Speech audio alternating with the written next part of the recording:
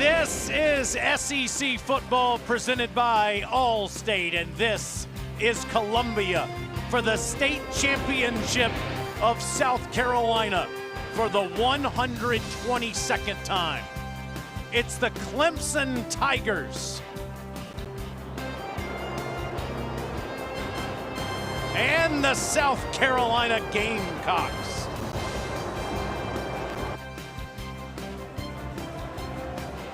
He's the College Football Hall of Famer, Matt Stinchcomb. I'm Taylor Zarzer. Alyssa Lang is down there in the madness. We'll get to her in just a second. They say throw out the record books, and I know the teams would like to do that this year given the way their seasons have gone, but in some ways that makes the game mean even more. No question. I mean, you look at it, obviously Clemson bowl eligible, but no conference championship on the horizon for them. Same obviously true for South Carolina.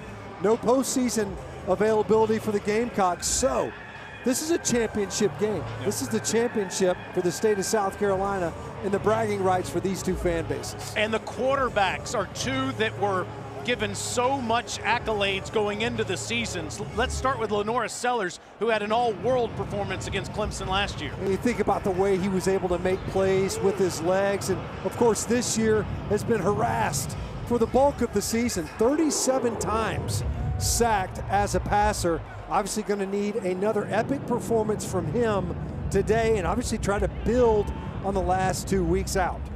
And then there's Cade Klubnik on the other side for Clemson coming into the year. He was a Heisman Trophy candidate. Far less explosive though for Cade Klubnik this season. 20 fewer passing touchdowns. Part of that a function availability out wide at receiver and departure at tight end. Both these quarterbacks come into the season highly touted, high hopes. Cade Klubnik, a guy that they are counting on to play better, did not start the season the way they wanted to, has played much better football the second half. He'll get the football first as we go down to Alyssa. Guys, this is a game where the road team has won the last 4 years in a row. In talking to Dabo Sweeney about last year's matchup, he called it heartbreaking, but he said you'd rather feel the sting of defeat than never play in a game like this one. For South Carolina, they're trying to hone in on what they did a year ago on the road in Death Valley. Shane Beamer telling us he pulled plays from the fourth quarter where his team simply out-physicaled the Clemson Tigers on their way to a victory, saying if we play clean football and can wear them down from a physicality standpoint, he believes the home team might finally get the victory this year. Just listen to how much it means.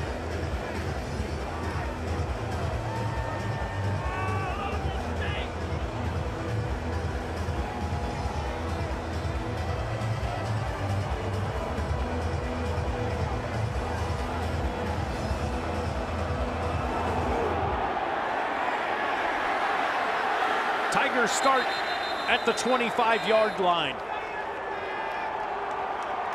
Cade Klubnik, the senior from Austin, Texas, comes onto the field, fifth all times in wins by a Clemson quarterback with 25. Taj Boyd, who's here today, Deshaun Watson, Trevor Lawrence, Charlie Whitehurst, and Cade Klubnik. Those five quarterbacks are the five best statistically in Clemson history. But you saw the production there. Clayton White and the Gamecock defense, they've largely kept Cade Klubnik, certainly as a passer, in check. 2 interceptions, no touchdowns thrown.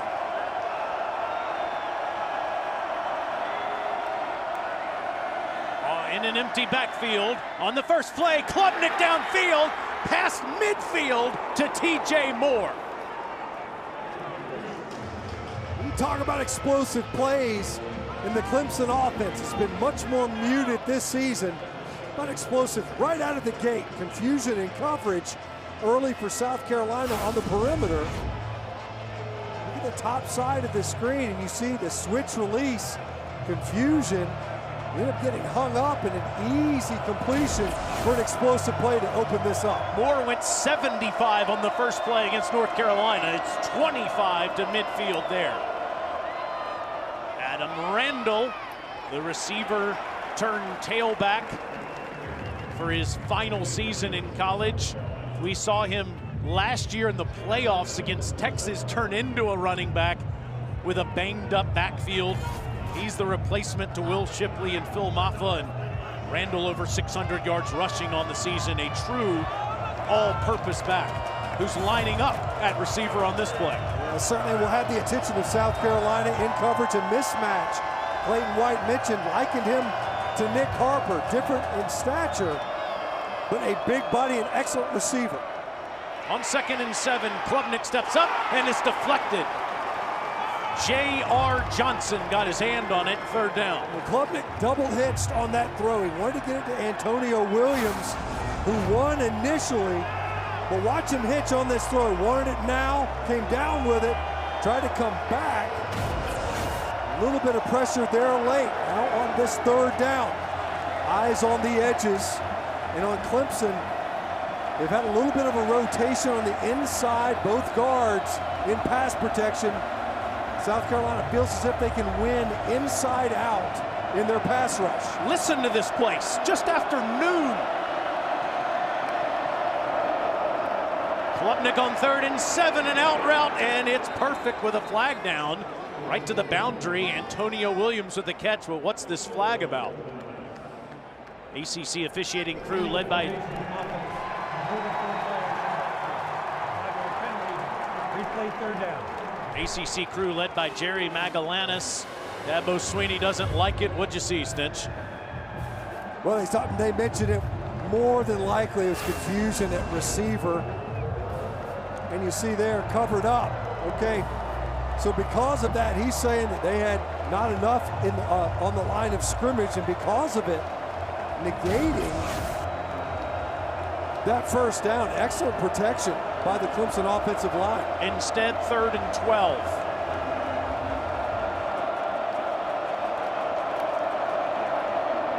Klubnik, clean pocket, over the middle, catch made in Gamecock territory to tight end Christian Bittenker, but he's well short of the 1st down, and Clemson will have to punt. Huge penalty. I mean, think about it. Come out, you get an explosive play, a conversion on 3rd downs after excellent protection, and then to get a formation issue. Not enough men on the line of scrimmage. Interesting call. I'm not sure that I saw it. That's why Dabo Swinney was so upset.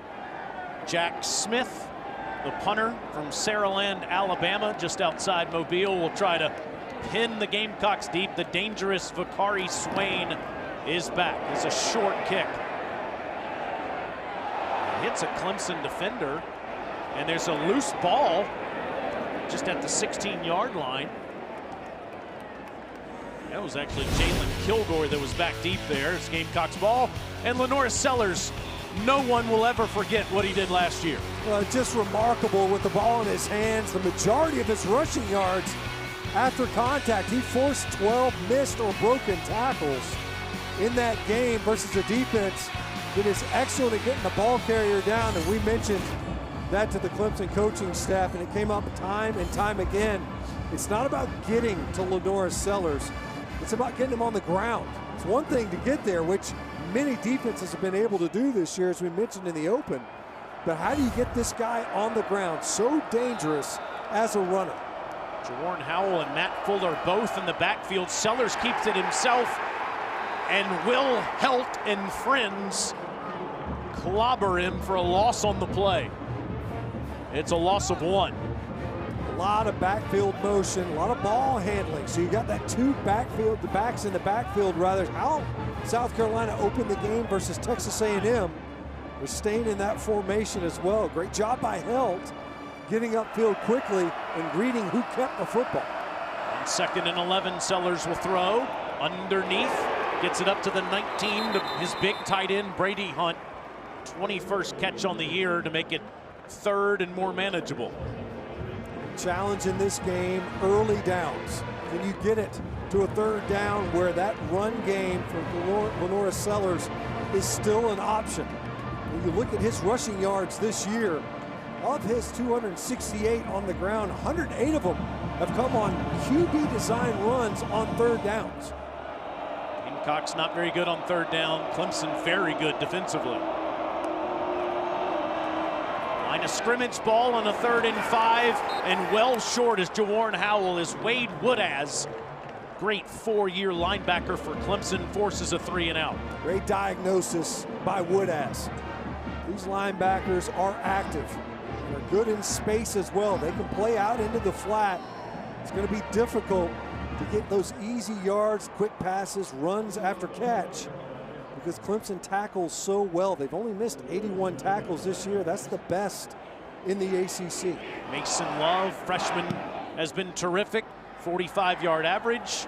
Antonio Williams fields it and goes into the Gamecocks bench. Two teams trade punts early in the Palmetto Bowl.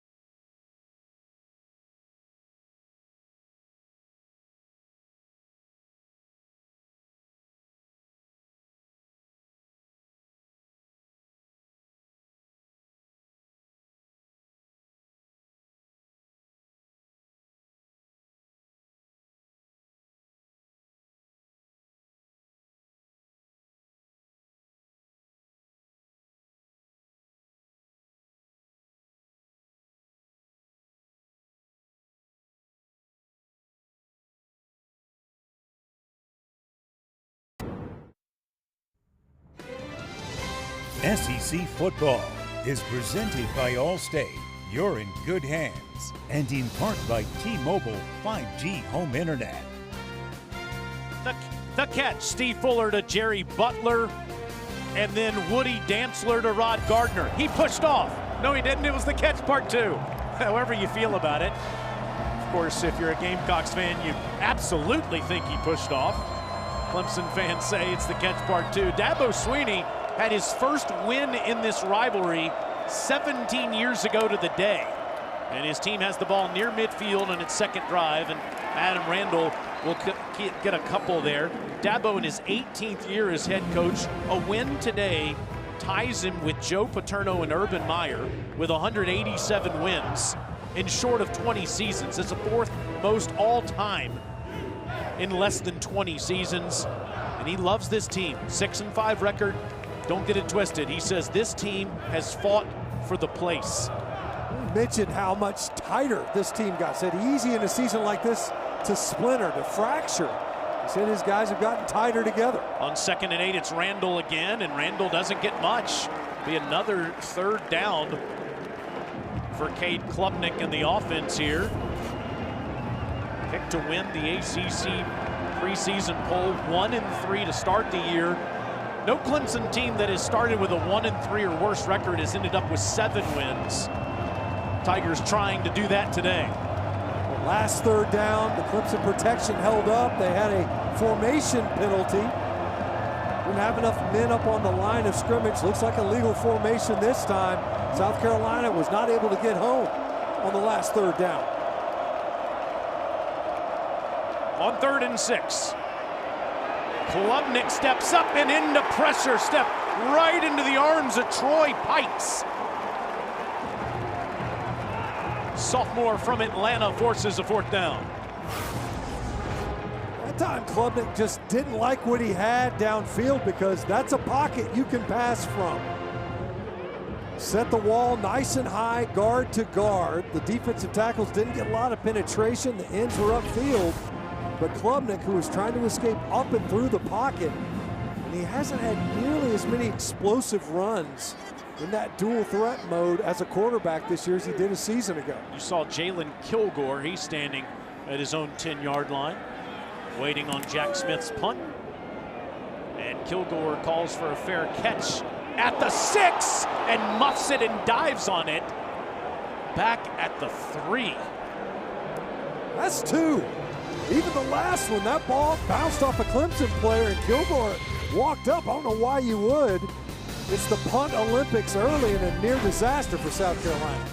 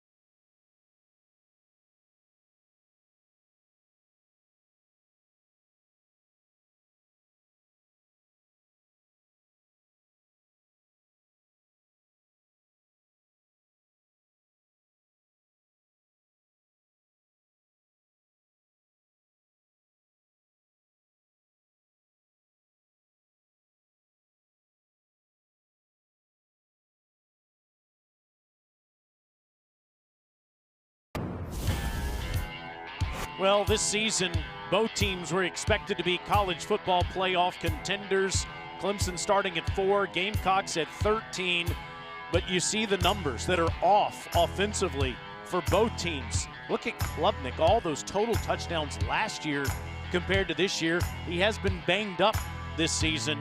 Clemson, 5 losses, most they had since that 6-17 15 years ago. And the Gamecocks losing 7 of 8 in SEC play. Shane Beamer's done a terrific job, though, with the Gamecocks in his 5 years. And from their athletic director earlier this week, said, don't even think about it. Shane Beamer will be back next season as a head coach. He's watching his team operate from its own end zone as Sellers takes the shotgun snap and hands to Jawarn Howell, and Howell moved forward a yard. Let's take a look at the impact players brought to you by Hardy Stitch. Yeah, Peter Woods, a guy that we'll see play a little bit of offense probably for Clemson. We get some of the short yardage goal line scenarios. Lost some weight, it's been far more dynamic. And Jaden Sellers, really kind of emerged starting in that Oklahoma game to complement Nick Harbor on the perimeter. Lenora Sellers' brother has proven to be a prominent piece in the passing game. On 2nd and 9, Sellers facing pressure, throws, good ball to the sideline, and that's Jared Brown, just his 5th catch of the season. And Brown, the senior from Lilburn, Georgia, is out of bounds for a first down.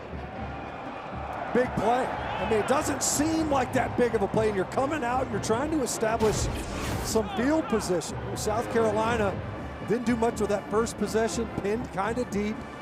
You're coming in off of your own end line effectively, not a lot of room to work with. You want to get a couple of first downs, and you're coming out offense, if nothing else, to flip the field position. TJ Parker right in Lenoris' face there.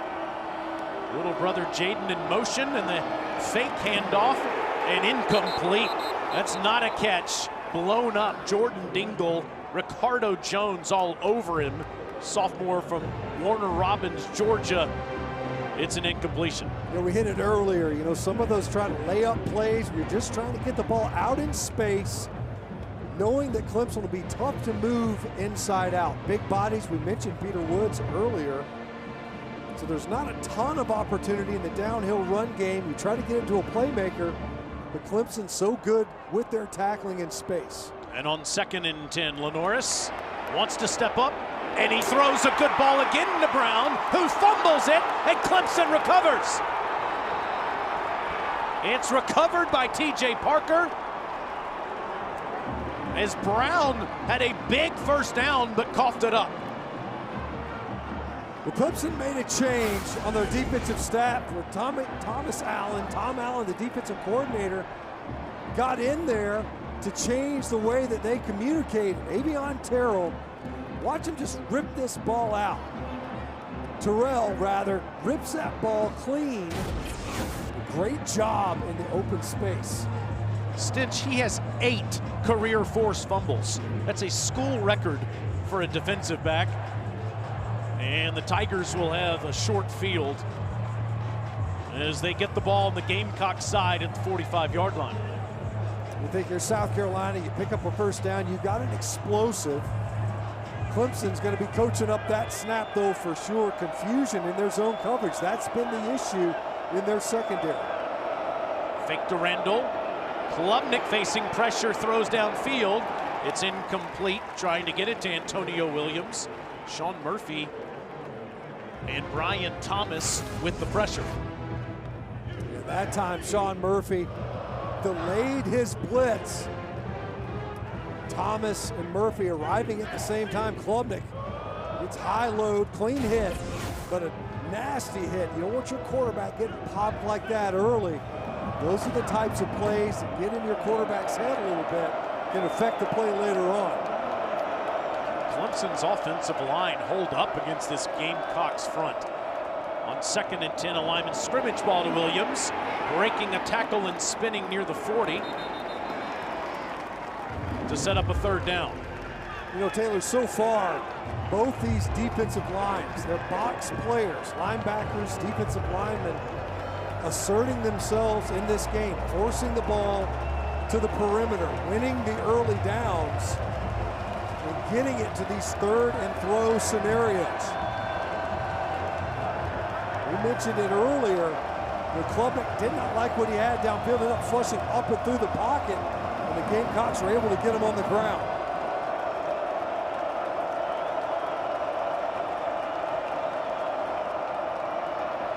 Klubnik downfield, first down ball inside the 30 to Antonio.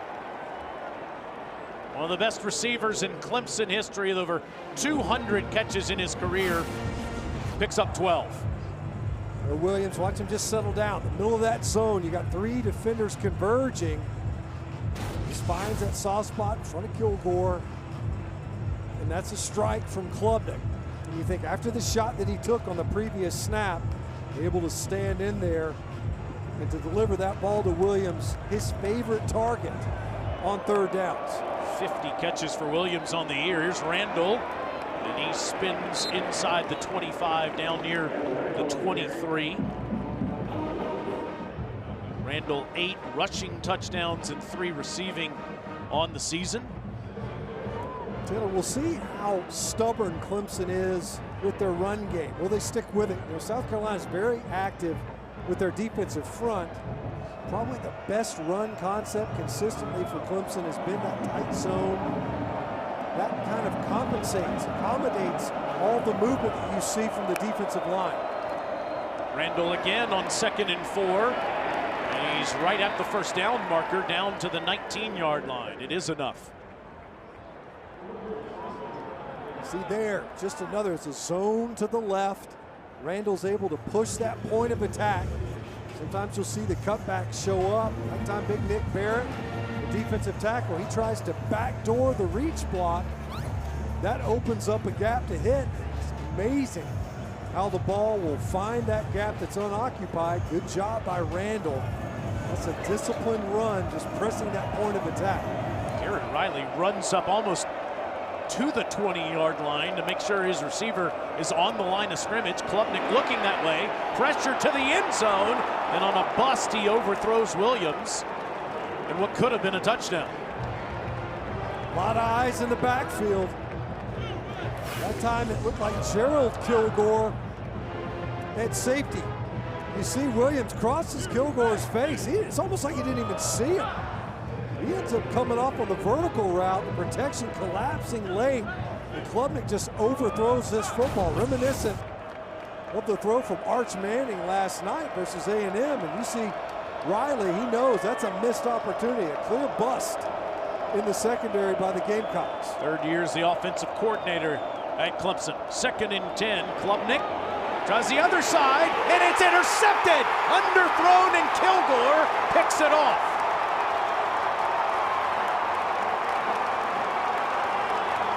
The 8th interception of Kilgore's career. South Carolina leads the SEC in turnovers gained.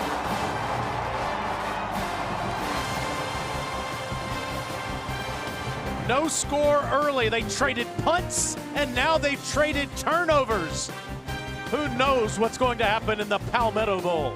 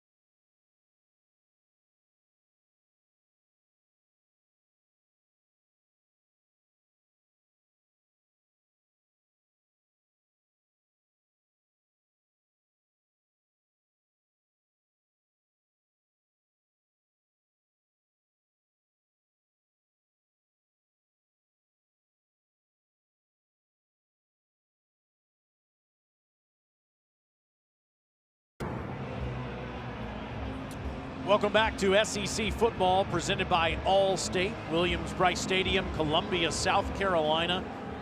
Cade Klubnik throws his first interception since the Boston College game on October 11th. 123 passes.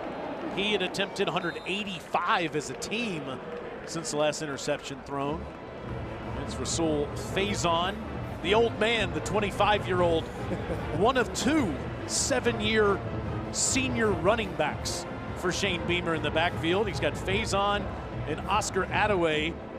We've already seen Jawarn Howell. Matt Fuller is on the bench as well. A lot of options for new play caller Mike Furry.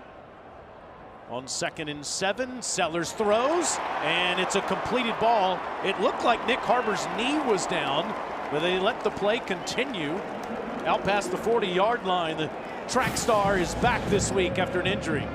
It almost looked like Nick Harbor thought his knee was down. It looks like it was. Well, we're going to take another look at that, because even Harbor was like, hey, no whistle? Okay, I'll take off running.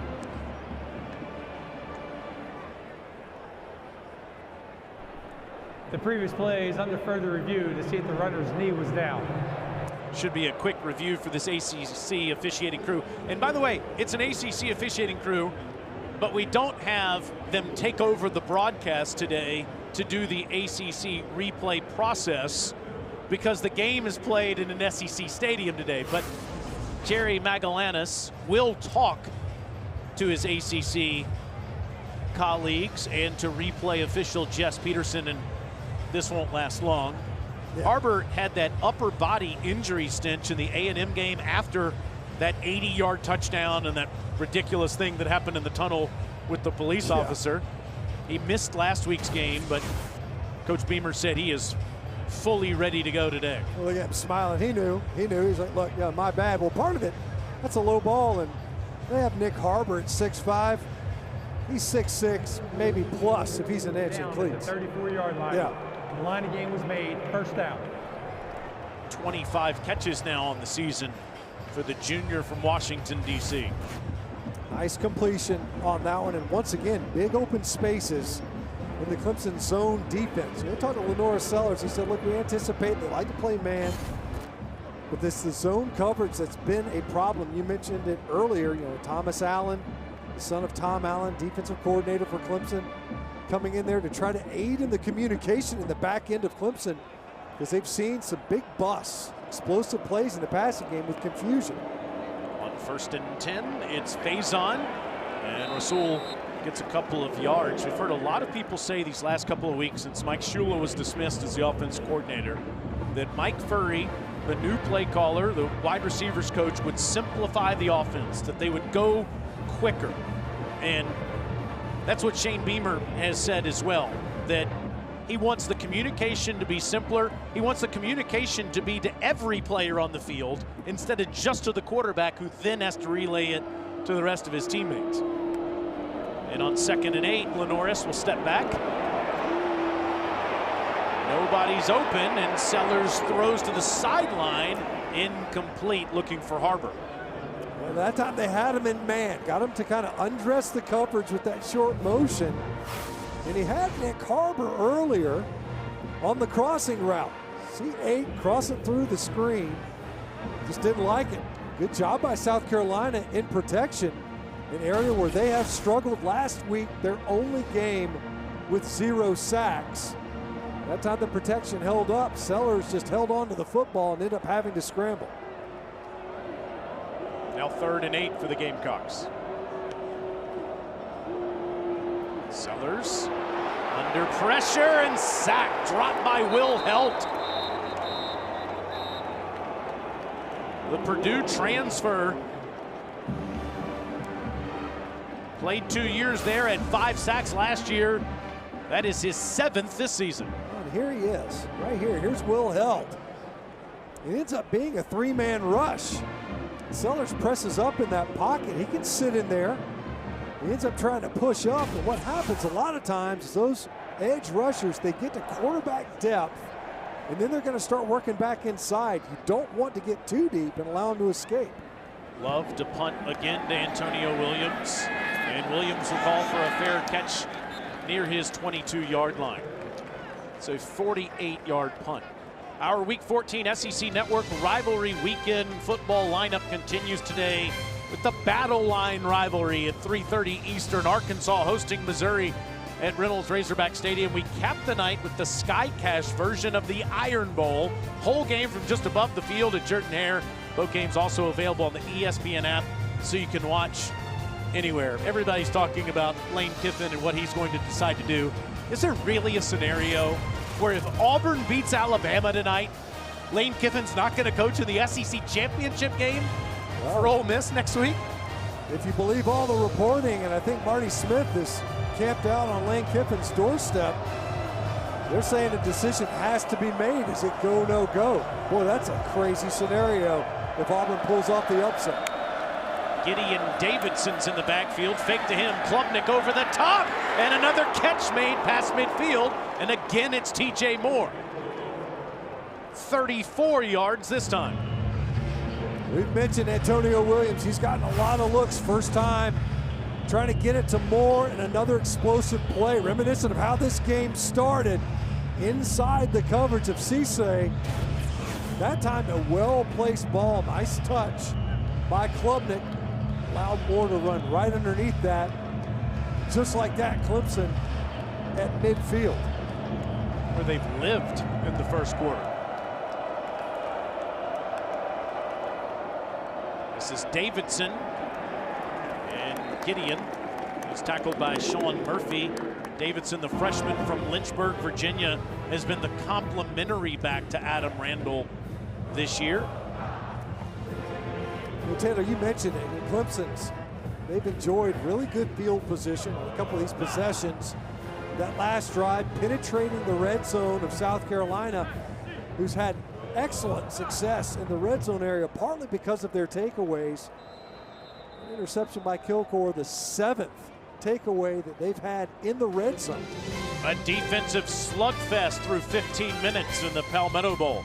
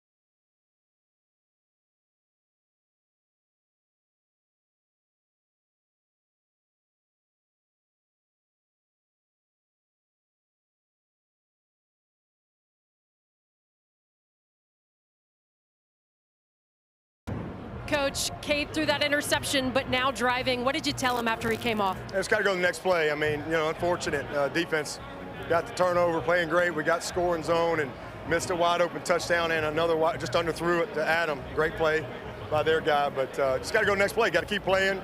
Really good stop right there. So see if we can finish this drive. Thanks, Coach. Thank you. Thank you both. 17th play that Clemson has had on offense so far in the game. This is their 11th in South Carolina territory. And it's a handoff to Davidson, tackled by Nick Barrett. It'll set up another third down for Clemson. 1 for 3 so far in the game. Look at these drive starts. So Clemson nearing midfield, and Coach Sweeney referencing the takeaway on the fumble, just couldn't capitalize on it. Another third down. Was a slow start on that down to begin this game. South Carolina, the coverage has held up when the pressure has not gotten there. Here comes the pressure. Klubnik on the run, throws a perfect ball that's caught by Williams right over Jalen Kilgore. What a ball by Klubnik for a first down of 26 yards. You see Clemson wants to go fast, now jumping the football, and you mentioned it, under duress. Kilgore was underneath the route, had a chance to make a play on it. It was a perfectly placed ball. DQ Smith, was right in his kitchen, to your point. Davidson with another carry that gets Clemson down to the 12-yard line. You see Clemson staying very patient with the run game. He's sticking with it, plugging away. And they set up those big passes downfield. Obviously that last one, Klubnik having to improvise. We mentioned it, but South Carolina has not gotten home. Earlier, the coverage held up. Just a perfectly placed football. Can they capitalize on the red zone? Second trip. They've made it into this area of the field. On 2nd and 5, straight ahead, it's Davidson, and he stopped short. Now, it's going to be third down. One of the best things about college football is Williams-Brice Stadium and how this fan base supports its team. Specifically, the student section, the cockpit that's right in front of Clemson at the 10-yard line. And they'll be yelling at the Tigers here.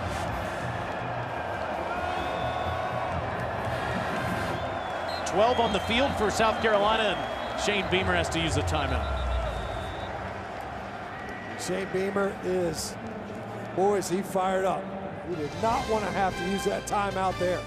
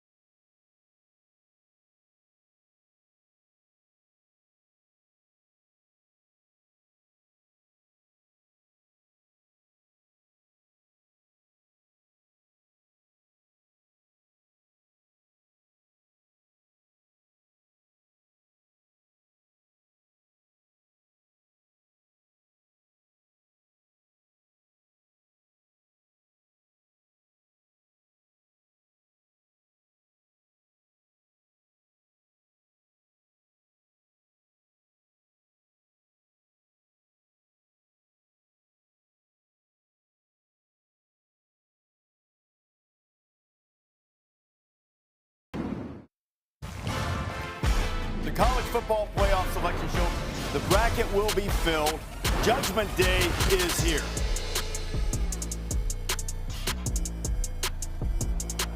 Can't wait for that. Shane Beamer has to use a timeout.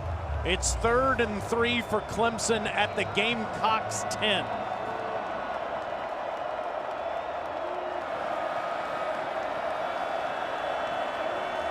This is Randall, and he's free, and he has a touchdown.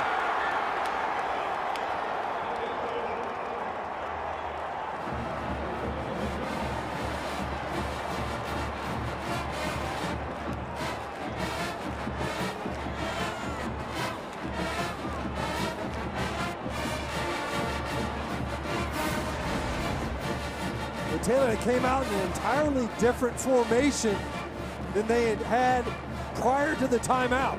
This time they went big personnel, and Randall able to get to that edge. It looked as if South Carolina got enough penetration and made Randall kind of bounce that run, but his speed to the edge was more than enough.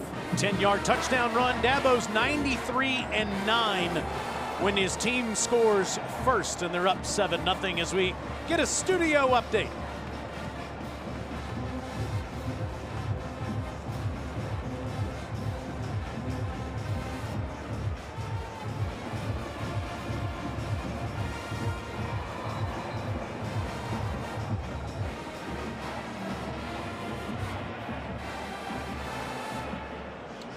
Red Raiders, what a season they have had. Thank you, Peter.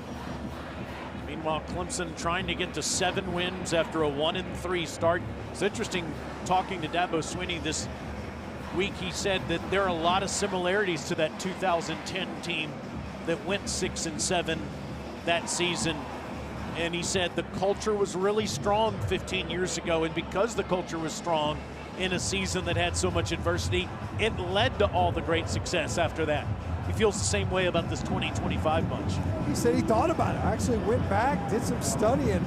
What did I say to that team? It's been a long time since Clemson has found themselves in a similar circumstance. Of course, he's coached a lot of football, won a lot of games between then and now. Let's take a look at Fansville, brought to you by Dr. Pepper. My favorite is the 5 in a row that we beat Clemson. That's my favorite. My first one was 1991 here in Columbia, and Clemson won, and it was just a great experience, and I was 10 years old. Most memorable got to be last year because that's the first time I stormed the field with my kids, as old as I am, and I had a blast. I love it. Mackeys, the Cataneses, the McQuarters, the Smiths. Palmetto State is divided today. So many great memories in this rivalry on each other's field the last 4 years. Lenoris, easy pitch and catch with Brandravius Jacobs. And Jacobs then runs to the sideline right at a first down marker. You touched on it to start off. Both these teams, this is where the season kind of culminates. It does every year, but oftentimes there's other sites, we'll call it distractions. They're in different conferences, not this year. This year it almost comes to this. This will be the peak of the season, not just for the fan bases, for the players too. Lenoris over the middle on a slant. It's Jacobs staying upright and tackled up at the 47 by Cade Dinoff. 12 more for Vandravius. 2 straight. It's got a quiet start for Jacobs. I haven't seen them try to put the ball to him. Only 2 targets, 2 catches for Jacobs. And you can see why. Shows that explosiveness between he and Nick Harbor. We mentioned Jaden Sellers as well. It's been Jacobs and Harbor have been the top targeted receivers in the passing game. Gamecocks out near midfield with a fresh set of downs here with 11+ minutes in the second quarter.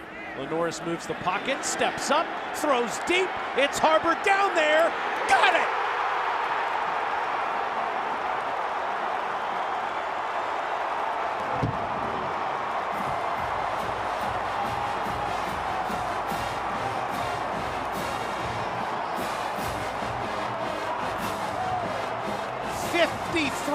yards Sellers to Harbor.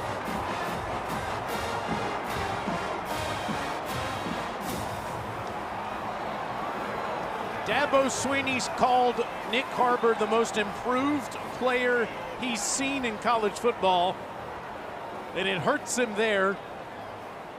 The SEC's leader in yards per catch with an explosive to tie the game. South Carolina said the difference in the game for Texas A&M was how explosive they were in the first half. And this first one, this bomb detonates into the end zone. Nick Harbor, touchdown.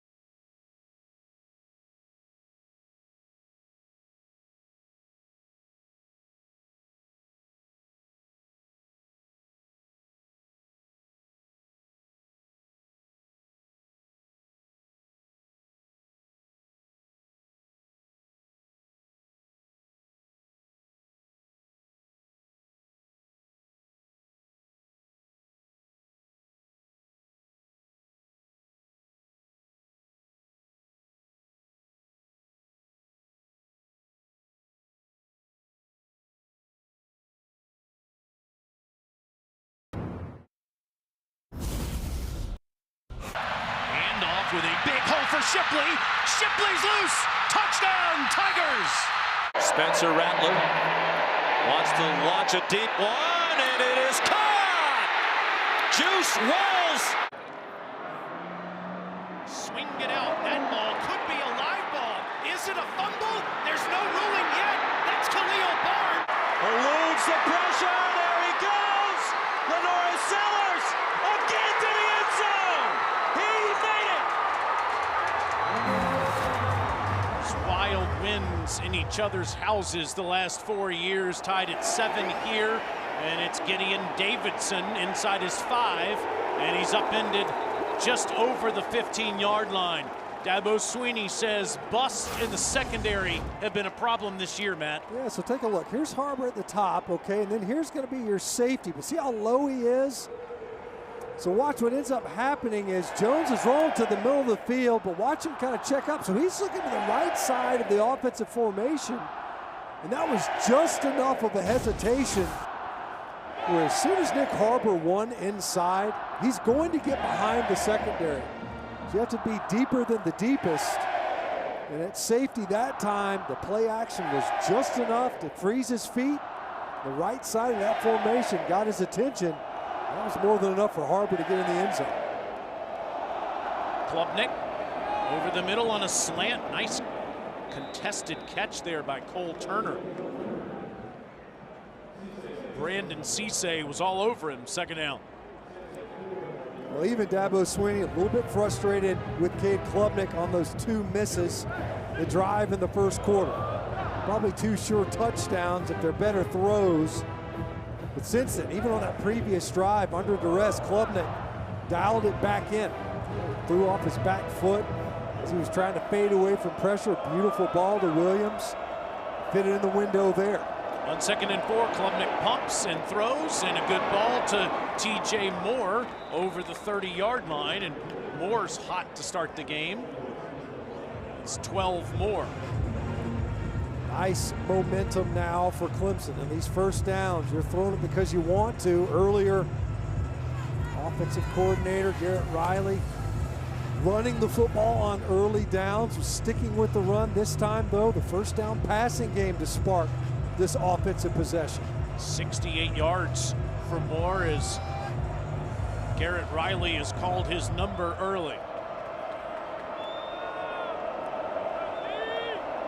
It's Williams running around. Instead, the handoff to Randall with wide open grass in front of him near midfield, and another Tigers first down. He took out the umpire. So that motion out of the backfield pulls the defender out of the box. See, everybody's leaning hard to the right side of the offensive formation. They found the gap backside. And around the right side, Randall dives forward. Another nice gain on first down. Brandon Cisse credited with the stop. Think about this guy who was a receiver exclusively for 3 years, learning how to be an every down running back in his final year of college football. 15 carries, 105 yards against Louisville a couple weeks ago. And right here at midfield, 2nd down and short, this could be a shot play. You see it, they can go max protection, see if you can get it downfield. Instead, it's Gideon Davidson who spells Randall, comes in to get the first down. Garrett Riley says, yeah, no, I think I'll just pick up a first down. Keep this possession rolling right now in an offensive rhythm. I know that Will Shipley and Phil Maffa were just phenomenal sharing the football in their time in the backfield for Clemson. But Randall and Davidson, you see their average, it's almost 5 yards a carry. They're approaching 1,000 yards combined on the season. They've done their part. Klubnik under pressure, throws to the sideline. What a grab. Cole Turner has 2 of them on this possession, and he's down near the 20-yard line, made that catch in front of Cisse. Well, picking on Brandon Cisse that time. You mentioned it, pressure, so Klubnik has to come off his spot. He throws this one intended back shoulder.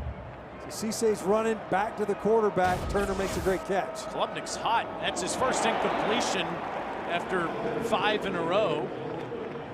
He's facing pressure in the backfield. So he was trying to sandwich it in there to Moore.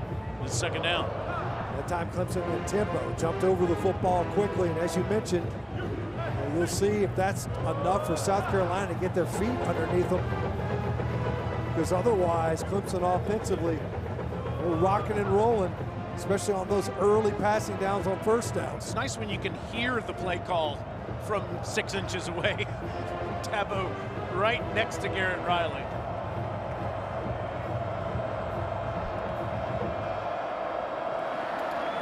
Klubnik on a design quarterback run. He gets hit near the headgear, and this is going to be a penalty against the Gamecocks. That was an ugly one. Monkel Goodwine. Goodwine was being double teamed. 2 guys on him. He just reached out for anything. Personal foul, face mask, defense, number 44. Half the distance to the goal, penalty, automatic first down. Yeah, this one, watch, it spins Klubnik all the way around. Ugly. No intent there. Defender's just trying to make a play. Goodwine knew it.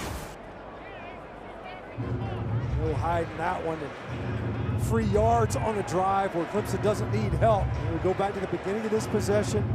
First down passes. A couple of nice explosives really in that passing game. Got into a rhythm. With a couple of nice runs as well. So a balanced offensive possession to push it back into the red zone. Goal to go situation at Carolina's 10.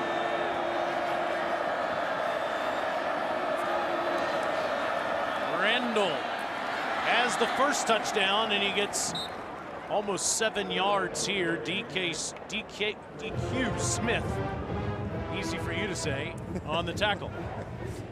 It was a nice run by Randall. Felt that one, so he ends up running behind that right side. Harris Sewell at right guard. Good job of washing it down. Zone concept, gobbling up some of the movement of the South Carolina defensive front.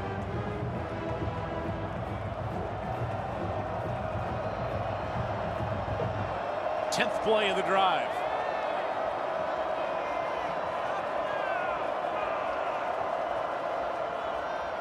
Randall patiently gets down near the 2. Okoronkwo kept him out. That time Clemson trying to get some pullers out in front. South Carolina did a good job of reading it inside out. A stout tackle as Randall had a head full of steam towards the goal line. This is an area where Clemson has struggled. They're getting some big bodies in there now.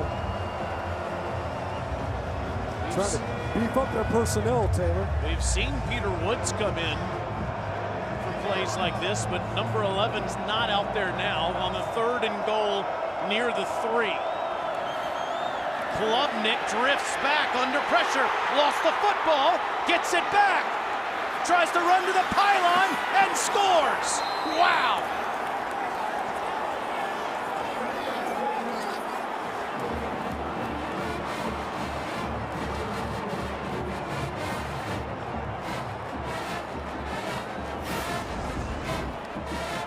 Brian Thomas knocks this ball loose. A great effort as Klubnik eluded the would-be sack. Boy, what a great bounce. He got off of the turf here at Williams-Brice. Showed the speed to wrap around the entirety of the South Carolina defense. What an effort. Near calamity for Clemson. What looked to be maybe their 8th takeaway in the red zone, and instead able to field it off the bounce. And we're going to take another look at this to see, I think, if Klubnik got it in the end zone. He did step on the pylon as he was trying to score. What an effort play by the quarterback. See Thomas, that second effort to knock that ball loose. Wow, what a bounce though. Klubnik, it's like a shortstop, stayed with it. Now the question is, did the ball cross the goal line before he kicks the pylon? Hard to tell from that angle. It was ruled a touchdown on the field.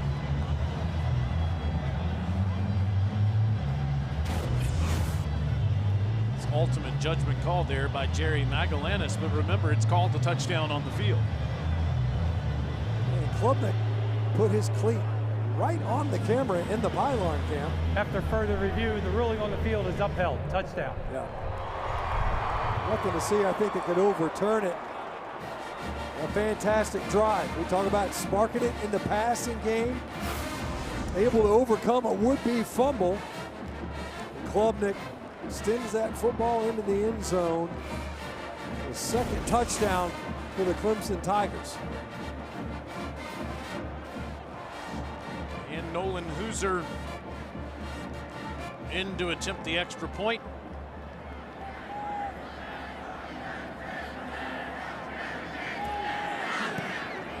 He remains perfect on the season. Cade Klubnik has never thrown a touchdown pass against the South Carolina Gamecocks, but he has 3 rushing touchdowns against them.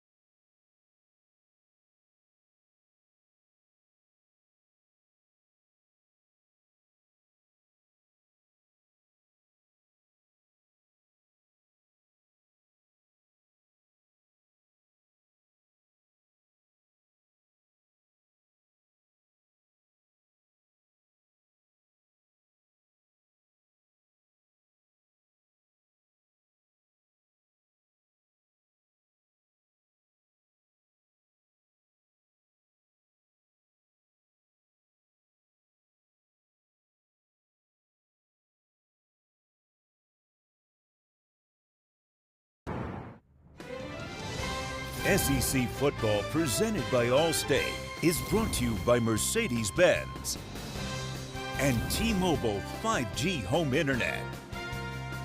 Two of the best moments for the Gamecocks in the history of this rivalry. Mike Holt, that 86-yard scoring drive. Black magic. Gamecocks beat Clemson 22-21 to finish the season 10-1. And then in 92, the great Steve Tannehill signing the Tiger Paw with his autograph at midfield. You just have to love this rivalry. He had a great flow, didn't he? Great flow on Tannehill. Look at Nick Harbor in the end zone, past the 20, and gets out near the 25-yard line. Yeah, Tannehill had that waterfall that was falling off the neck. Look at that, man, that's a full-fledged mullet. And Charlie Whitehurst, I mean, he went next level once he got to the NFL. That's terrific. Clipboard Jesus, as he was affectionately called. Tannehill's got that, he's got the recognition here in Williams-Brice, one of the greats. So had that stub in the old left ear. He had all kinds. He had the great look. It was the Camaro cut. Tannehill had the win. Whitehurst had 4 of them. Downfield shot. Wow, what a catch! Vandrevius Jacobs is loose. Wow! 74 yards.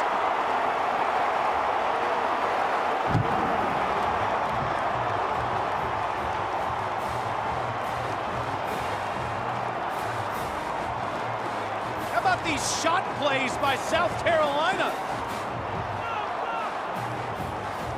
The coaches talked about it. That was the key to the offensive explosion versus the Aggies. They said we hit those explosive plays. By their count, 6 of them in the first half. So you get that ballistic missile shot to Nick Harbor, and then this one where Jacobs, that ball was thrown high. Jacobs did a great job of going up. Almost confused the Clemson defenders. They're just kind of standing there.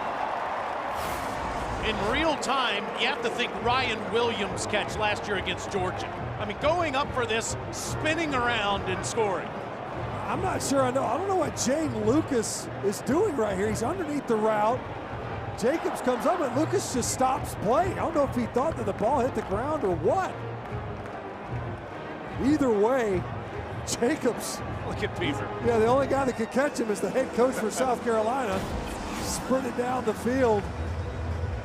Met him down there in the K, and the Gamecocks down there. What a haymaker for South Carolina. 2 big shots in the passing game to come right back and answer the Clemson scoring drive. Well, the first quarter was a rock fight.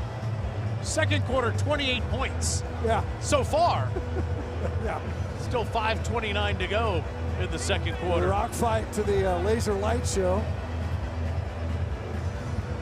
No body blows now. You think about Clemson slogging their way down the field, big drives.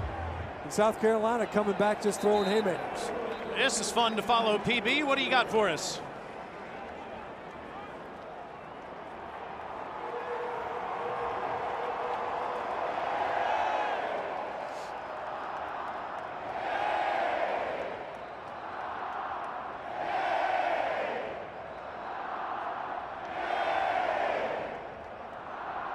I would think, Pete, if there is a non-quarterback that could get to New York, it would be Jeremiah Smith.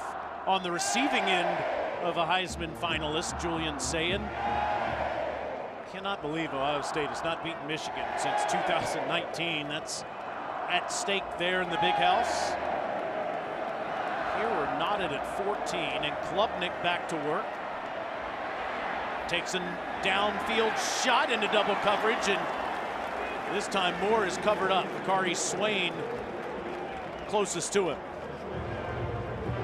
You see Swain out there on defense. I haven't seen him as a punt returner in this game. Excellent coverage that time, though. Wasn't fooled on first down. Big shot to open up this possession for Clemson in the passing game. Well, South Carolina has been able to get to Klubnik and affect him in that they've moved him off his spot. But Klubnik has shown a little bit of resolve here to buy time and keep his eyes downfield. Back to the ground with Davidson, no place to run. Dylan Stewart, there he is. The first team preseason All-American on the tackle. A rundown stunt, so Stewart's gonna loop inside from his defensive end spot. Confuses that blocking on the right side and was sitting there waiting in the hole. A guy that you have to account for at all times, and especially on this down in Dylan Stewart. An excellent pass rush. Williams-Brice Stadium coming to life.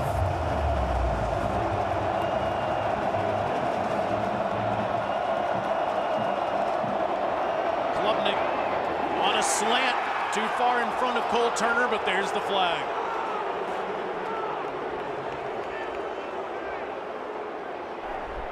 Pass interference, defense, number 8. Automatic first down. Judge Collier called for it. And it looked real time. The Collier was there well in advance. Turner already going to the ground. Yeah, easy call for the officials. That time South Carolina looking to heat up. Cade Klubnik able to preserve this possession off of that pass interference call.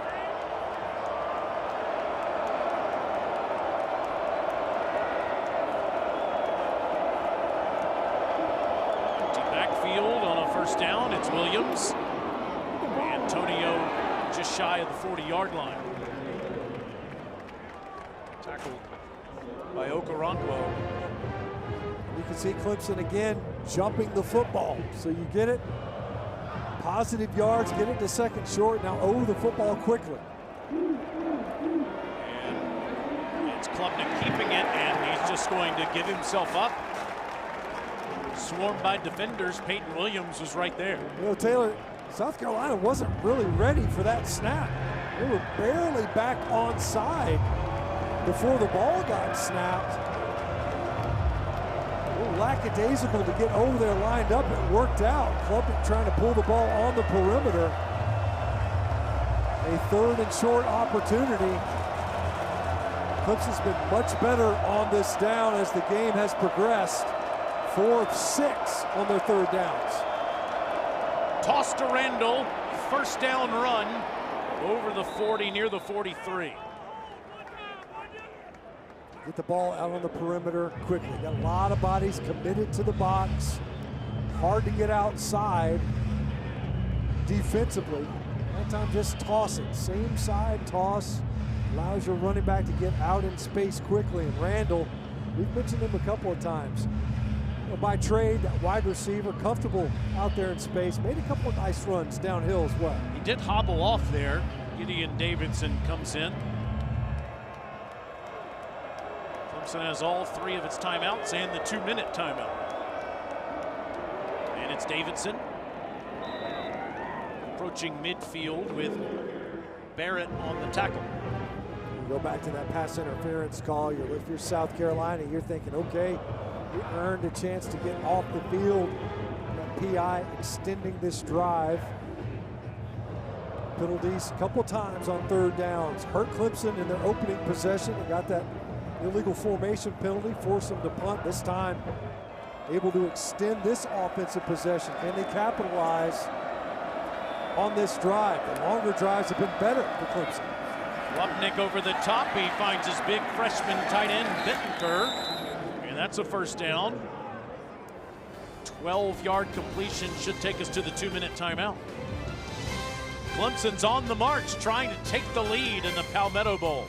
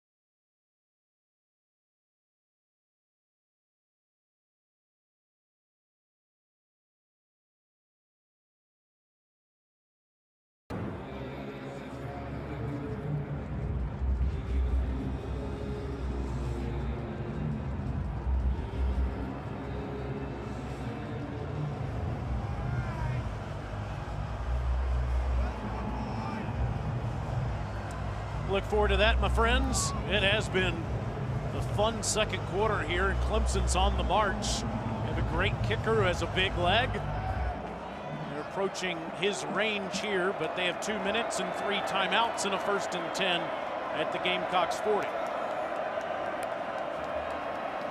Klubnik again over the middle, and down at the 30 is TJ Moore right at the first down marker. Well, they've liked the first down. They've emptied out the backfield a couple of times now. Clean up the formation. Only 4 rushers. Klubnik comfortable in the pocket. Nice wide, clean pocket to throw from on these first down passes. Klubnik's thrown for 172 yards in this first half with Garrett Riley calling the plays.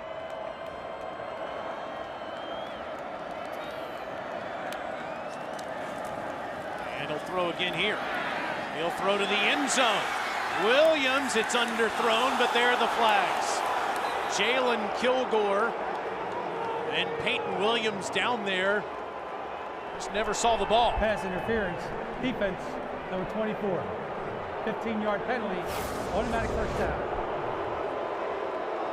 You mentioned this ball is underthrown, and Kilgore turns around to play it. Nah, I'll see how a flag comes out right there. He turns around to play that football. He's got every right to play it as much as the receiver does. Yeah, he just saw it in the stadium, and he disagrees too. Well, Shane Beamer was down there on about the 7-yard line helping out the official. He was definitely in deep disagreement with the call, and I can see why.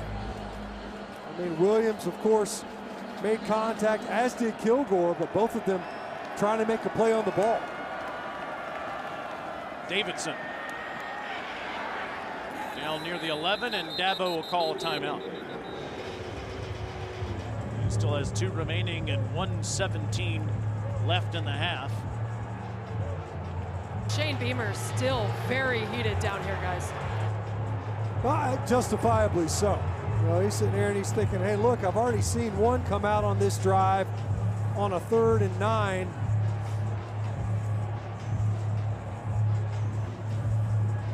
And on that one, it very much looked as if the DB is, you get his head around. It's one thing, right? You make contact, you run into the receiver. That's what you see a lot of times on these underthrown balls.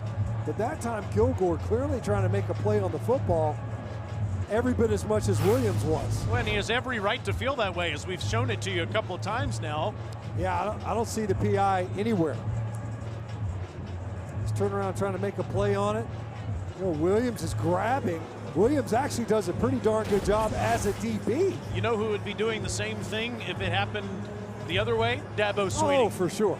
Yeah. Very similar people, Shane Beamer and Dabo Swinney. In fact, Shane said it earlier this week to us. He said, the two of us are passionate people. We really enjoy each other's company. Our fan base probably doesn't want to hear it, but our wives text each other all the time. Yeah. We're not texting right now. No. 2nd and 6. Klubnik will throw it to Randall, and Randall turns back upfield, and here's another flag.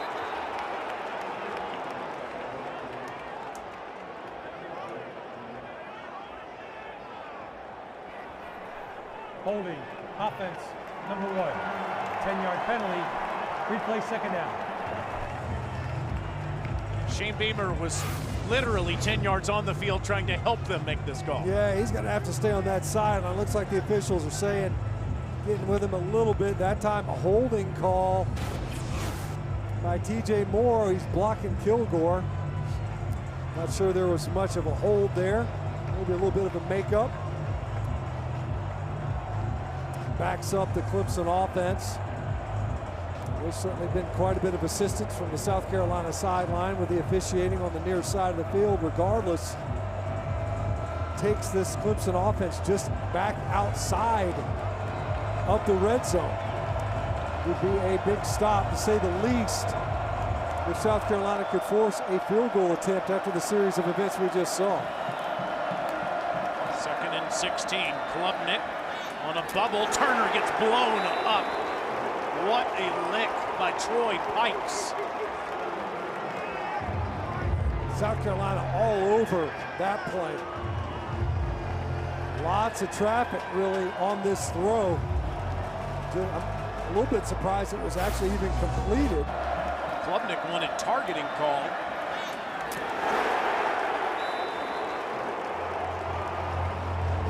Looked clean to me, real time. Big hit, obviously. South Carolina now calling timeout, and why not with their quick offensive plays that they've thrown these home run balls on the last 2 times they've touched it. Just a reminder, coming up at halftime, you can watch the live performance of the mighty sound of the Southeast on SEC Network Plus. Start streaming now on the ESPN app. 1:06 to go in the first half. Clemson 2 timeouts. South Carolina has 1. Home team has not won this game in quite some time, and they are going to review this for targeting. We saw Cade Klubnik make that sign as soon as the hit was levied by Troy Pikes on Cole Turner. We'll have a chance to look at it again here.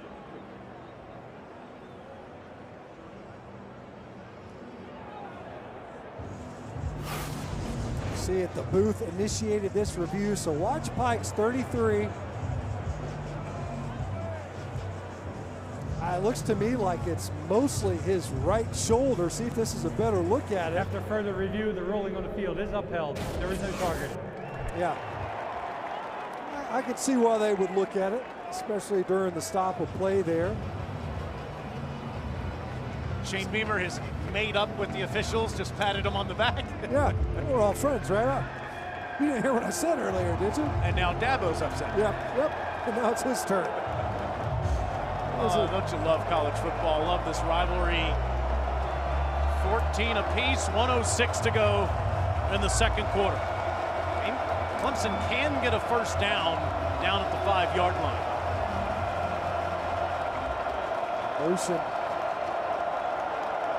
Motioning Gideon Davidson back into the backfield. A true freshman. See if he's asked to help in protection if South Carolina brings heat.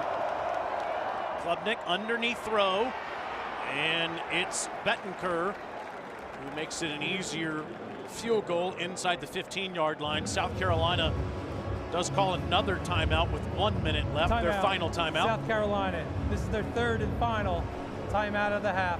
30-second timeout. Now South Carolina, against them in these last couple of games, the opposition has missed 3 in a row. Nolan Hooser, the biggest kick in Clemson history last year in Charlotte to send them to the college football playoffs, that remarkable 56-yarder.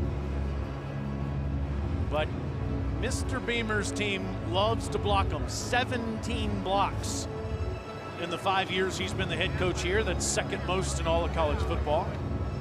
Just to force the field goal attempt alone, which is something that the South Carolina red zone defense has been excellent all season long, is preventing the red zone touchdowns.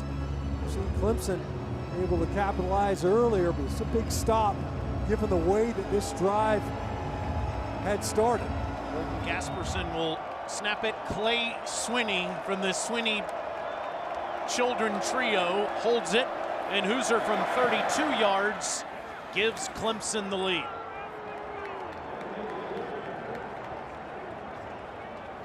Nine straight years of a Swinney holding a kick for Clemson.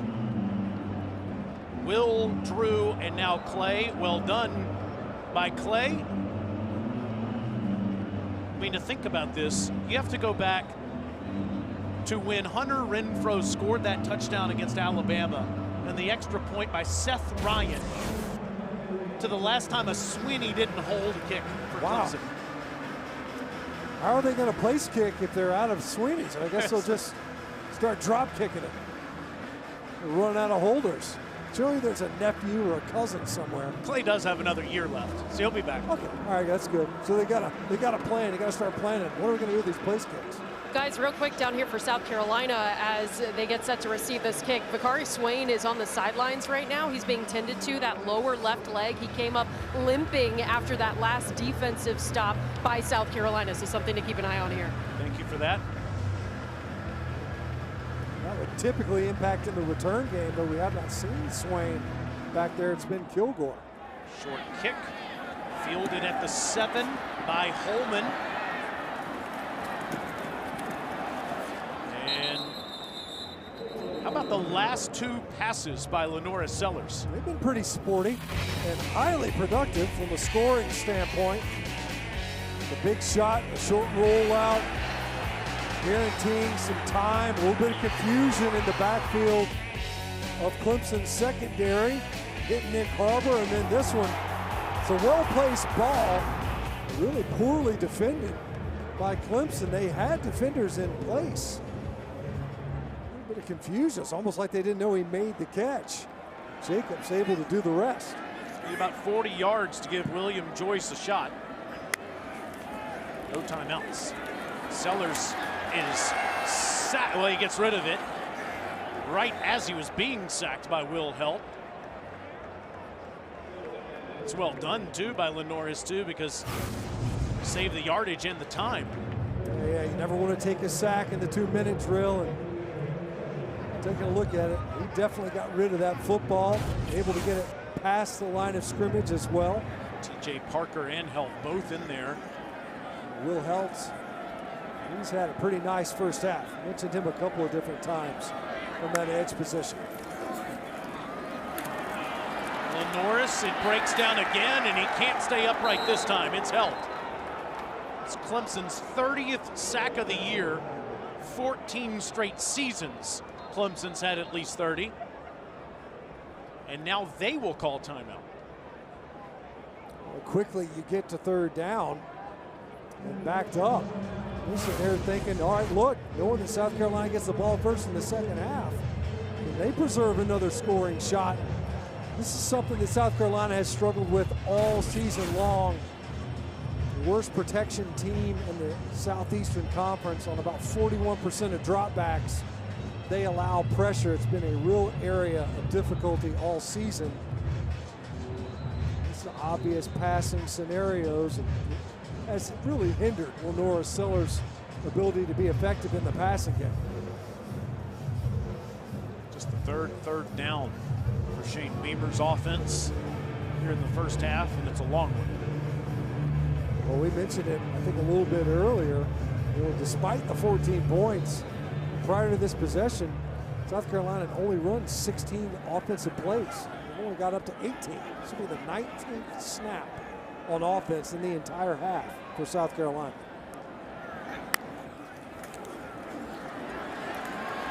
Sellers wants to take a shot downfield. He's hit as he throws, and it's out of bounds. And that preserves Clemson's last time out. Not only that, but Sellers, he hit his hand. You see him working on that hand, so watch as he follows through. Bam. I think he hit his own teammate. I think he hit right into the back of, it was Rodney Newsom at right guard. I think he hit his helmet as he followed through. It's Love on to punt. Takes Williams out of bounds inside the 35. Well, 19 seconds left. You do have a timeout. And Hoosier's got a cannon for a leg. So you get 20, 25 yards. Give himself a chance. And a quarterback that can extend out of the pocket. See if he can give his receivers time enough to uncover. See the last 3 drives, long ones. You know, they had great field position to start the game. They couldn't capitalize on it, punting or turning it over. Instead, it's been the marches that have worked better for Clemson. The last one, of course, resulting in a field goal, holding penalty that really hurt that Clemson drive. To force the field goal, pushed them back out of the red zone.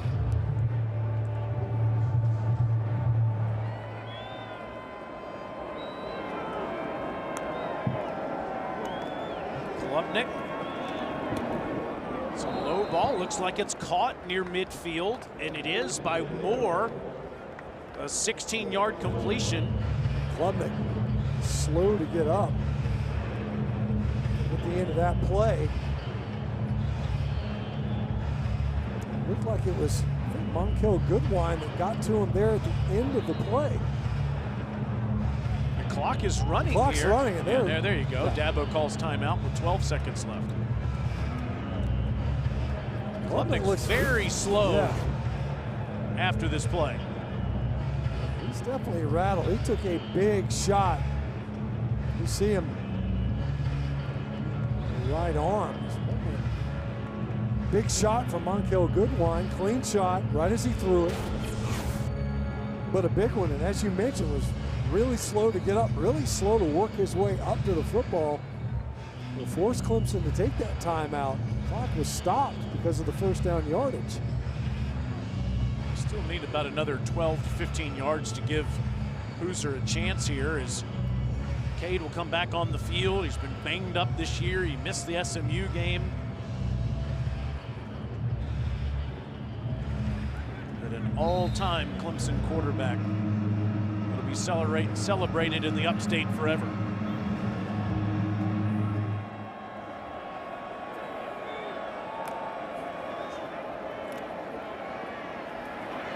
The sideline, and Turner can't make the grab with 6 seconds to go in the half. Good coverage by Cisse. That time he kind of tried to work to the right side of the pocket. South Carolina very active. Another twist up front. Make sure that they had a contained rusher. Ball just a little bit too high, and it looks like he's fine. But after that big shot, certainly slowed down what was otherwise a pretty good first play to start this possession. Could be the last play. Klubnik over the middle of the field, incomplete. Tried to get it down there to Moore. There is still 1 second left on the clock.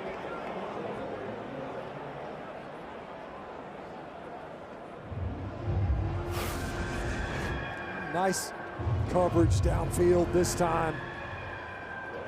Well timed, hands up right as the receiver goes up. No flag came out. That ball hit the ground just in time for this 1 second on the clock for one more attempt downfield.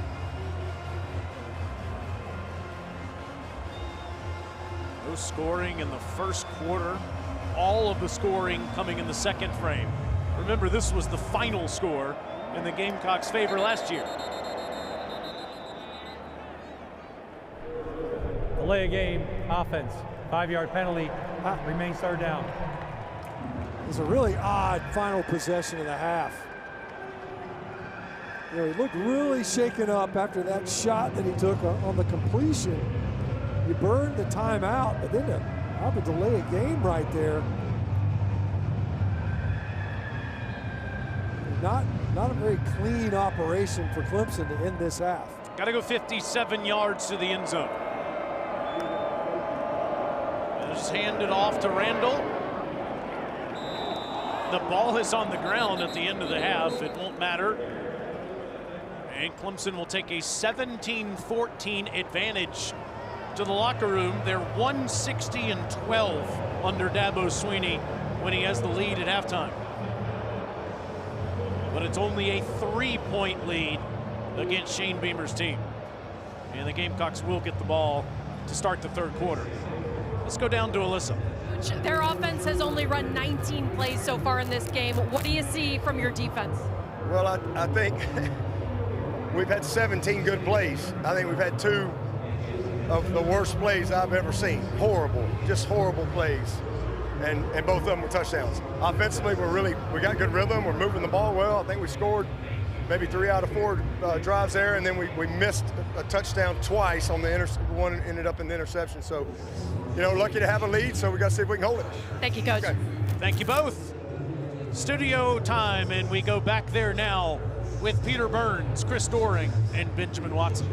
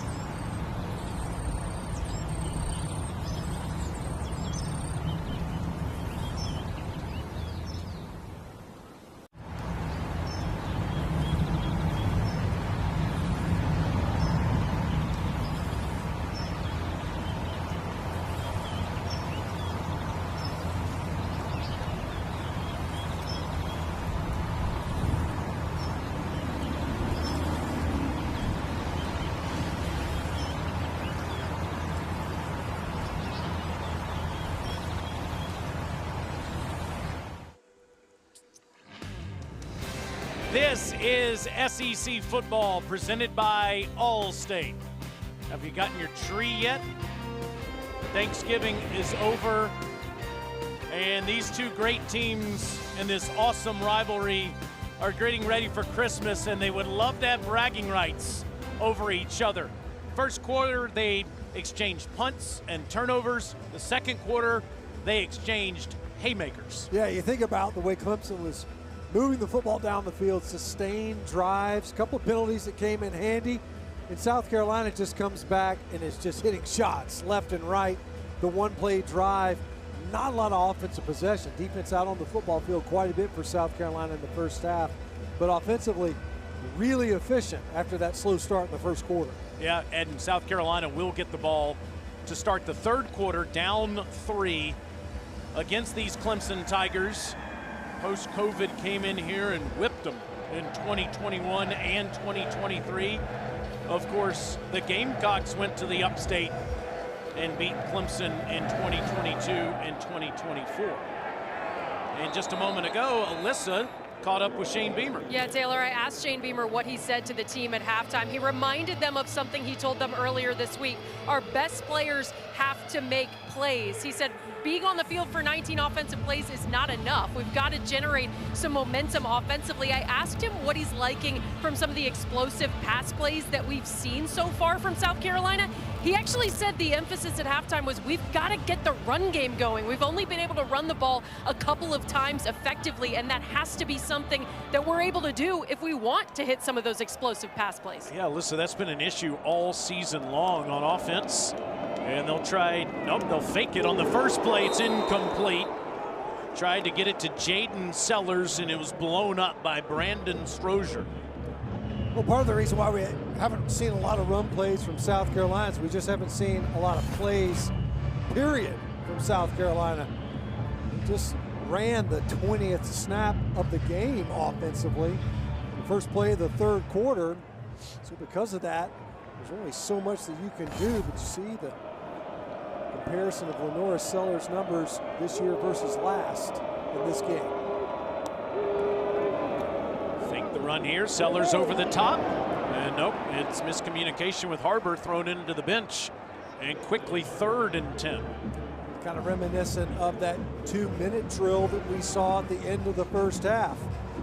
Potentially a very quick possession. So you think about the first half, we mentioned that not a lot of snaps for South Carolina offensively. Well, conversely, somebody's out there playing football. It was Clemson, 47 offensive snaps. You're coming out of half, so your defense can kind of recoup. But you don't want a quick possession to start here in the third quarter.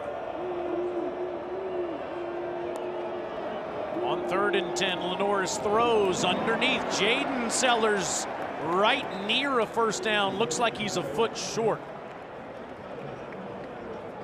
Now what does Shane Beamer do on 4th and a foot? He's going to punt this football away, I think. But the thing is Mason Kelly was the one that got in there.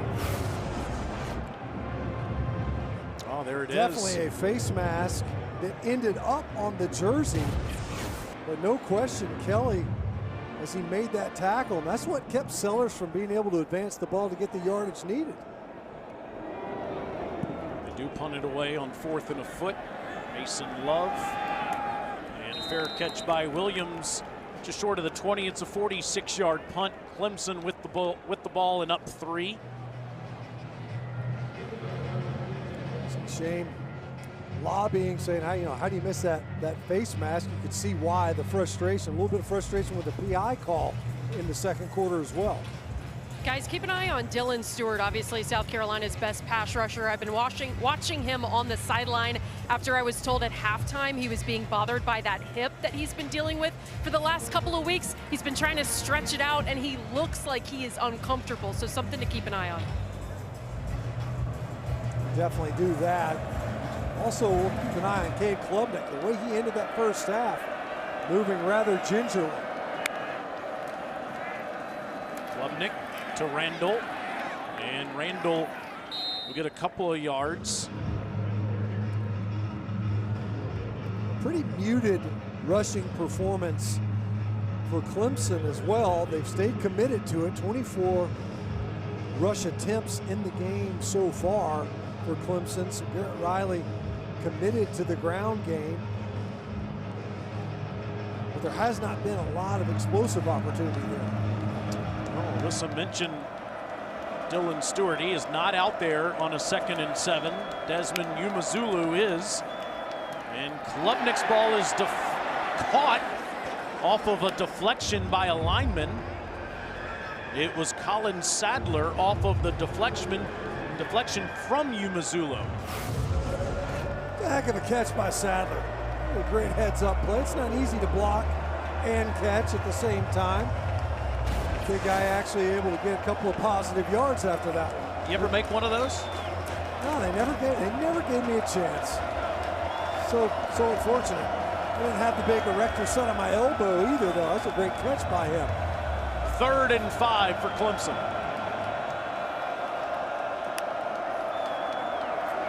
Klubnik underneath, first down ball past the 30 as it's Moore on a slant. South Carolina brought pressure. Klubnik knew he had to unload this football, was one short in the protection scheme. Fred Johnson untouched, right down the barrel, and Klubnik calmly able to deliver that strike to Moore for the conversion. Look at the first down difference in only a 3-point game. Klubnik dumps it off, but over the head of Randall, facing pressure in the backfield by J.R. Johnson, forcing that incompletion. Yeah, just enough too, and if he's able to get that to Randall, Randall's running for a first down. Plenty of room in front of him.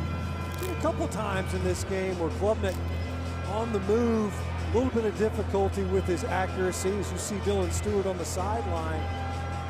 That was an injury that we saw kind of emerge versus Oklahoma first half of the season. We tried to push through it. They said that we felt he's dealing with an injury, but felt good enough to go in this one. Haven't seen him in the second half. On 2nd and 10, straight ahead Randall, not much. J.R. Johnson again with the stop, and it'll be 3rd down for Clemson, where they have been terrific today. You've mentioned it, they've gotten better as the game has gone along. 6 of 10.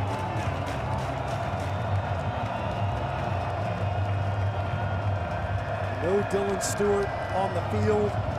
We saw earlier, Clayton White, defensive coordinator for South Carolina, decided to heat Cade Klubnik up. Klubnik on 3rd and 9, facing pressure, throws a long throw, and it's incomplete. Brandon Cisse got his hand in on Tristan Smith to break up the pass, 4th down. So you don't have one of your best pass rushers on the field, so bring it from the 2nd level. You see a little bit of a delayed blitz that time from Fred Johnson, able to get upfield quickly. That's twice. Back-to-back 3rd downs where Johnson's able to find his way to get free. Got a hit on Klubnik as well. Vakari Swain is back there now, waiting at the 30-yard line on this Smith punt.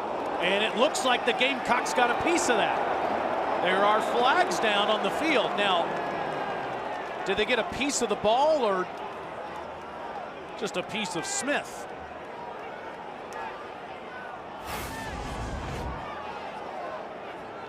The ball came off to the right. Personal foul, roughing the kicker, defense number 44. 15-yard penalty, automatic first down. It's a good call. They didn't get a piece of that punt. It looked like maybe initially they did. I was with you, Taylor. The ball went hard off to the right almost immediately.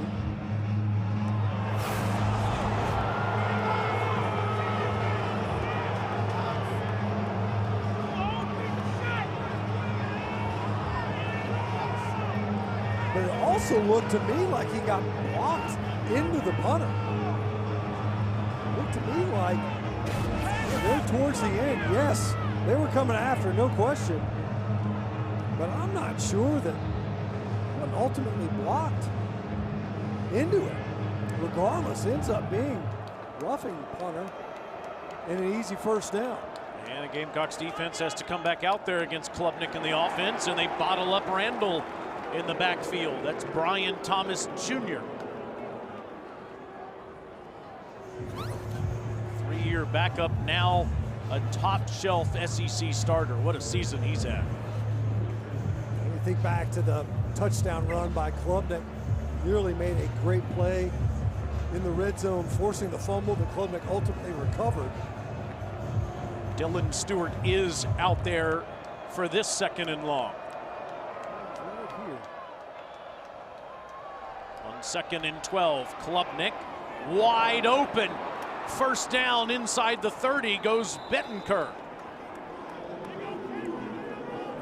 We talked about the Clemson secondary and confusion in their coverage. Once again, South Carolina turned around, wide open receiver. Downfield, this time they're tied in Bettenker. We talk about some of the diminished passing numbers from Klubnik. Part of that was no Brenningstool at tight end, a significant contributor in the passing game, and Bettenker, the true freshman, having an impact in this game. 4 catches, 47 yards on the day for the freshman. That was 24 yards, and it's Randall. Doesn't get much. You think of Jake Brenningstool, had such a great career as a tight end for the Tigers. He had 127 catches, which was a school record. This year, 5 Clemson tight ends have combined for 45 catches. No Olsen Pat Henry, who's injured, and the freshman Bettenker has stepped up. And it's been some games now, but no Bryant Wesco. I mean, that's part of the impact on the offense and the passing game is those weapons on the perimeter. It's the 10th play of this drive after the personal foul. Klubnik, and it's at the feet of Turner, covered up by Cisse.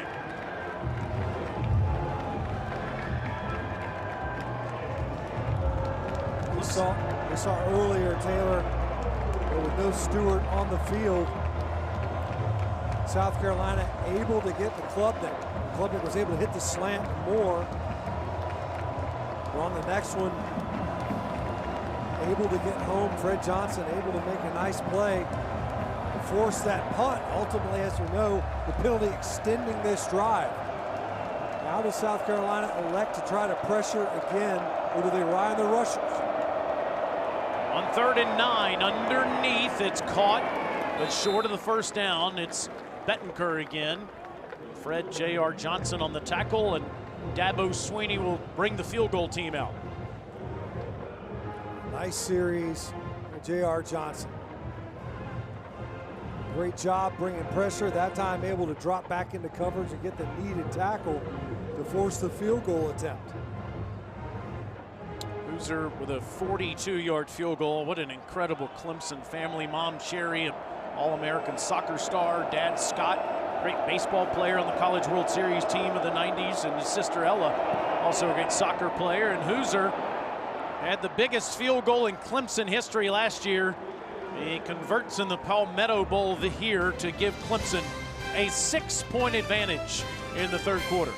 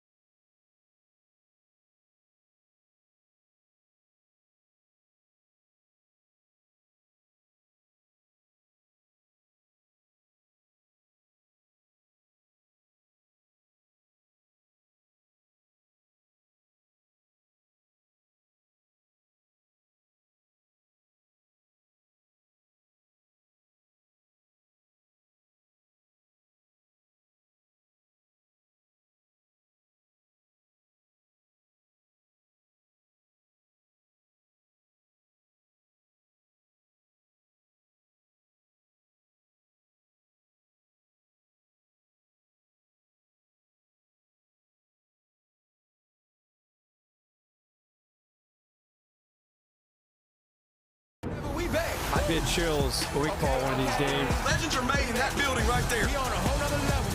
Bigger than ever we been. SEC champions. And because of Texas's win over Texas A&M, the Georgia Bulldogs are back in that game.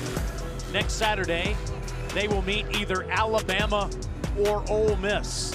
If the Tide wins the Iron Bowl on the plains of Auburn tonight, it'll be the Crimson Tide again. If they don't, Ole Miss makes their first ever trip to the SEC championship game. Harbor coming out and goes over the 15 near the 17-yard line.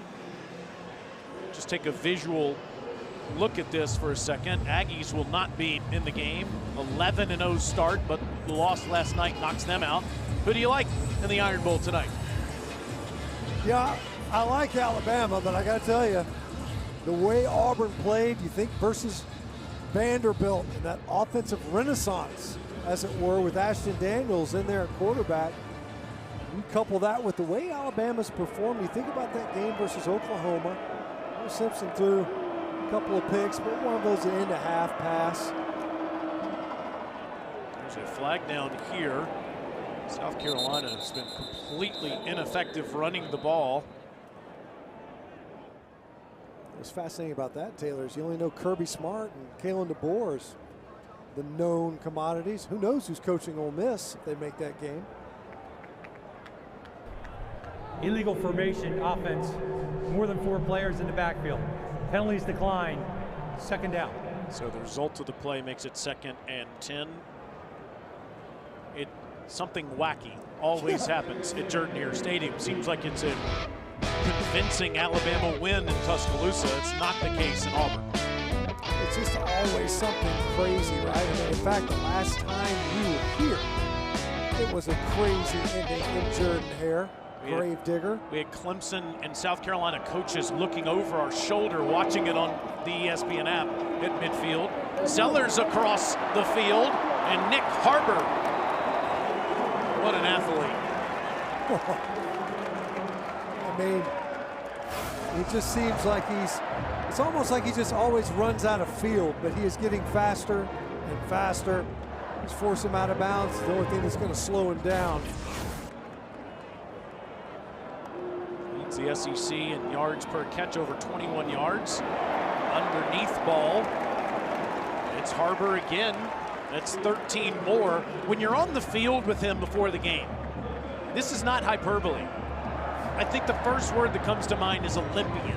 He looks like an Olympic track star athlete, and really until he decided to completely concentrate on football, that could have been part of his future. I mean, it's like a racehorse. I mean, literally just an impressive looking athlete and a great kid to talk to. 1st and 10, Sellers still with the ball, and Norris takes on Tigers and maybe gets a yard. Woodaz on the stop. South Carolina cannot run the ball today. -5 yards rushing going into that play. Remember what he did last year to Clemson, 166 rush yards, the 2 touchdowns, the 20-yard go-ahead touchdown run late in the 4th quarter last year. Proves South Carolina's rushing total to -4 with that 1-yard pickup. And Lenoris on 2nd and 9 is down on the ground again. T.J. Parker. They're able to get there with just 4. See, the edge rushers force Sellers to step up. A great job by Parker finishing on the passer. You mentioned it, it's a stark difference from last year. 167 rushing yards, 166 after contact in the game last year for Sellers. And with that sack, his 5th, we'll call it rush attempt, -16 yards. Clemson's done an excellent job on the quarterback so far in this one. Forcing another 3rd and long. Line of scrimmage ball to little brother Jaden. And he's down near the 45. Sammy Brown makes the tackle, and let's see what Coach Beamer decides to do. It looks like Mason Love will come onto the field. And And I bet everybody on Clemson sideline is going to be paying close attention to this, because this is in the area of Beamer ball, where Coach Beamer has attempted a number of fakes. 4th and 7.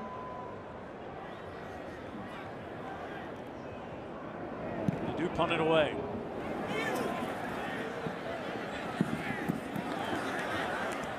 Outstanding. Wow. Inside the 5, outside at the 4. Clemson up 6, but backed up. SEC football, presented by Allstate, is brought to you by Regions Bank, official bank of the SEC.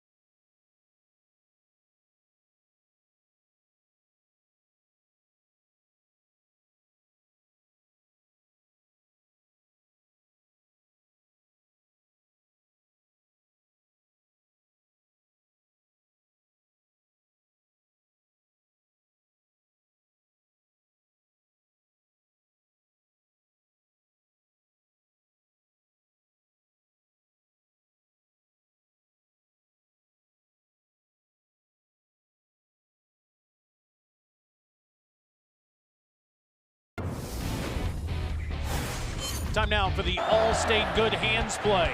Cade Klubnik drops it, picks it back up, runs it in for a touchdown. Just like you drew it up, here's what you do. You're going to roll to the right, fumble it, okay? Then you're going to pick it up and run it in for a touchdown. Got it? We're only going to tell you. Everybody else is going to run a different play. Brian Thomas almost with a great play there. Instead, Cade Klubnik trumped it with an even better play of his own. Still has not been able to throw a touchdown in this series. As you mentioned earlier, Taylor has been very effective as a rusher, getting it in the end zone. Backed up, his own 4, hand it off, and Randall will dive forward for a handful. Big opportunity for South Carolina here. They elected to punt the football. As you mentioned, it was kind of a spot where you could think, oh, you know, do you think fake? It was right at midfield. But you're playing for field position. As you see, you know, South Carolina, they've run 28 plays and had the ball for 12 minutes, just shy of 13. It's been all Clemson, and Clemson has marched some long drives. The Gamecock defense, the strategy here is, can they get a stop and get it back to their offense on a short field? Klubnik, one-on-one ball, it's incomplete.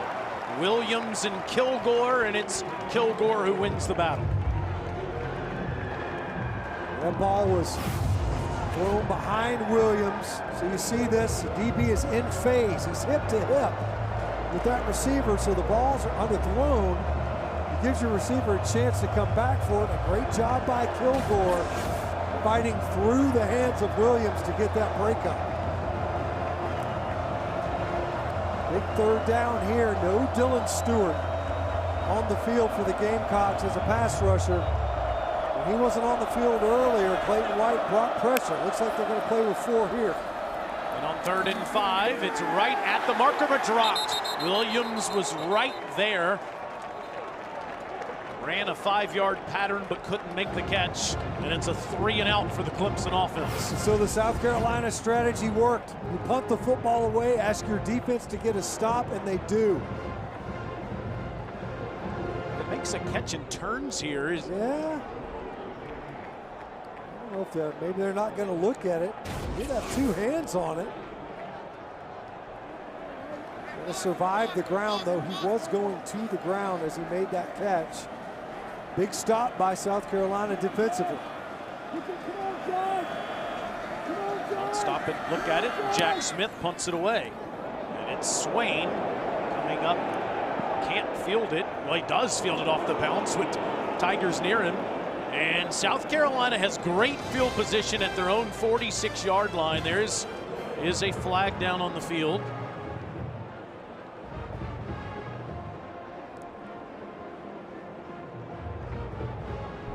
During the kick, holding receiving team number 44.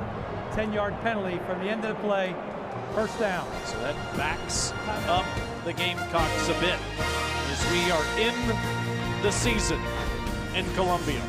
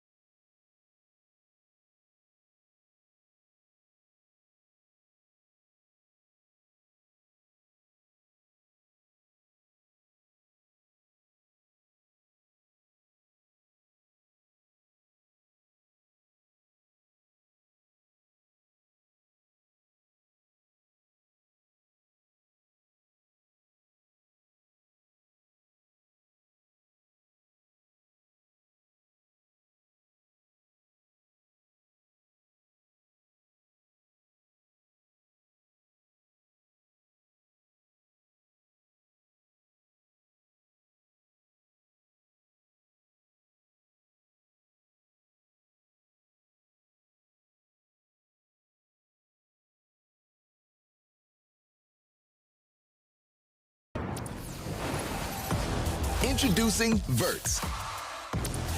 Swipe for news and highlights. Now available on the ESPN app. And if you're surfing on that app, you see Ohio State's up big on Michigan, Texas Tech blowing out West Virginia, Miami up 17 on Pitt. Oh. Louisville 27-0 lead on Kentucky. This is the early game to watch right now as Lenoris Sellers, he gets up near the 40-yard line. South Carolina has been unable to run the football today. Before that play, -8 rushing yards. And Taylor, that offensive line all year has been a group that's been heavily criticized. They bring in Sean Elliott after relieving Lonnie Teasley. Just a few minutes ago, it was Nick Sharp, the redshirt senior, firing up those guys, encouraging that protection to be better. Sellers throws short side, and it's Harbor again. Nick banged up in the Texas A&M game, missed last week's Coastal Carolina game, back today, and makes the catch for a first down as a career high in yards and catches today from Lenora Sellers. But in the run game, Sellers carry a play ago matched the longest run of the game of 4 yards. And part of it's just because South Carolina hasn't possessed the football. They've been explosive. You see the 5 receptions, 103 yards, bulk of those coming on his 50-plus yard touchdown catch. This is Faison, and he breaks a tackle, and he gets up to the 46-yard line. It's a pickup of 8.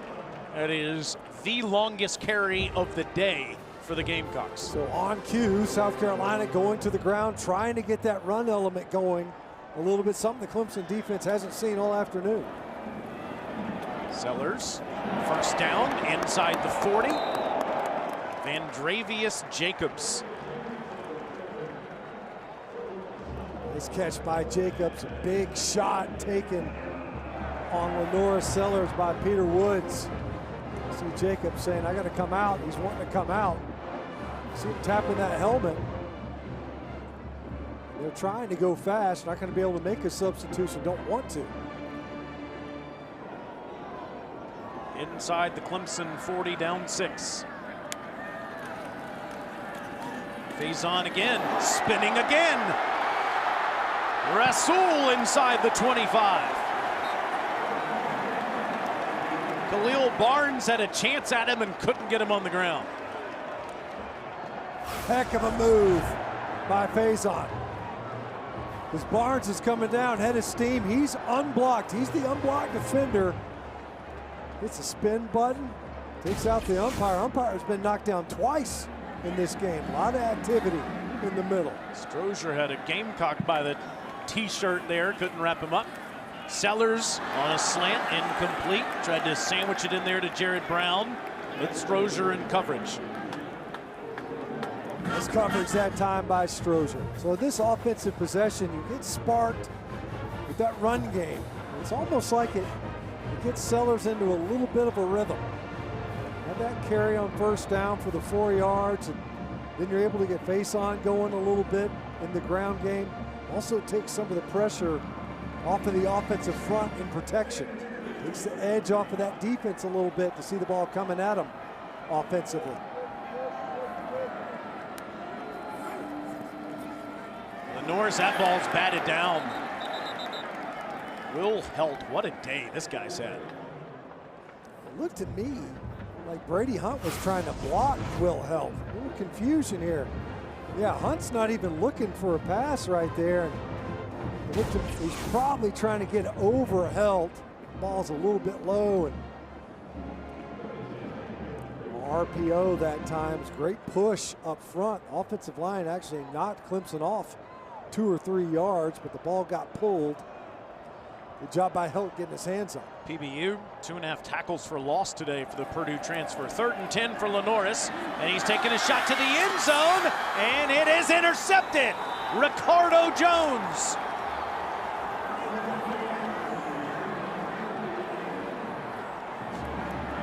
That is number 5 for Jones on the season.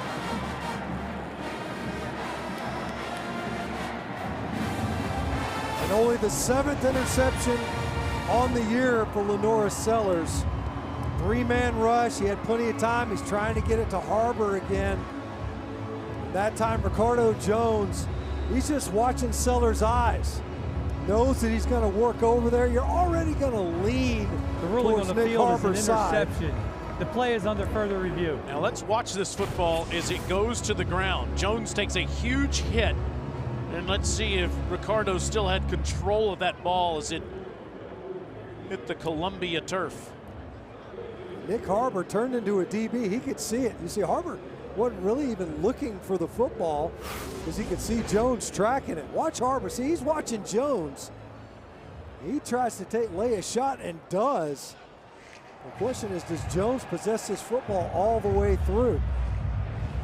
So he's got to survive the ground too as a receiver. This is a good look at it probably.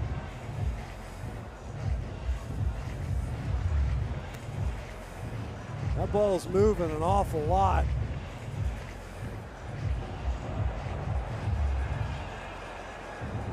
Nose of the football, does it hit the ground there? It does. It bounces up. I'll be surprised if they say that if they uphold this interception, if they overturn, if they say that this is an incomplete pass and not an interception, heck of a play by Nick Harbor. So it's either first down Clemson at the game at their own 20, or it's fourth down South Carolina in field goal position.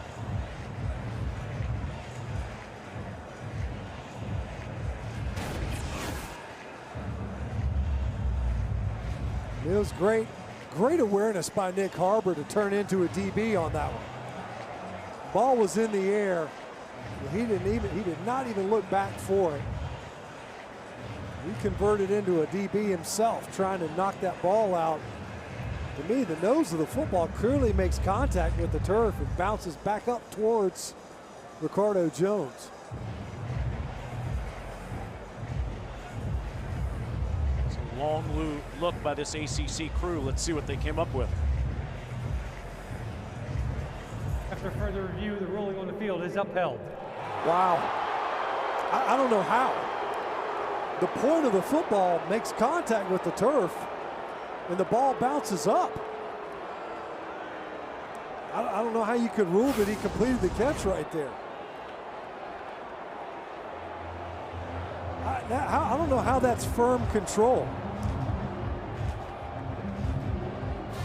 They can't believe it. Even the Clemson fans are like, oh yeah, it's a catch. And we thought so too. I'm sure he will. Yeah, I'm really surprised at that. It looked to me like it was pretty clear that he did not have firm control of that football. Well, it would have been a 40-yard field goal attempt to cut the lead to 3. Instead, Clemson has the ball up 6 at the end of the third quarter. And that's a pitch and catch up to the 29 to Williams on the last play of the third quarter. With that grab, he moves past the great DeAndre Nuke Hopkins for 4th in Clemson history with 207 catches. Klubnik and the Tigers up 6 going to the 4th.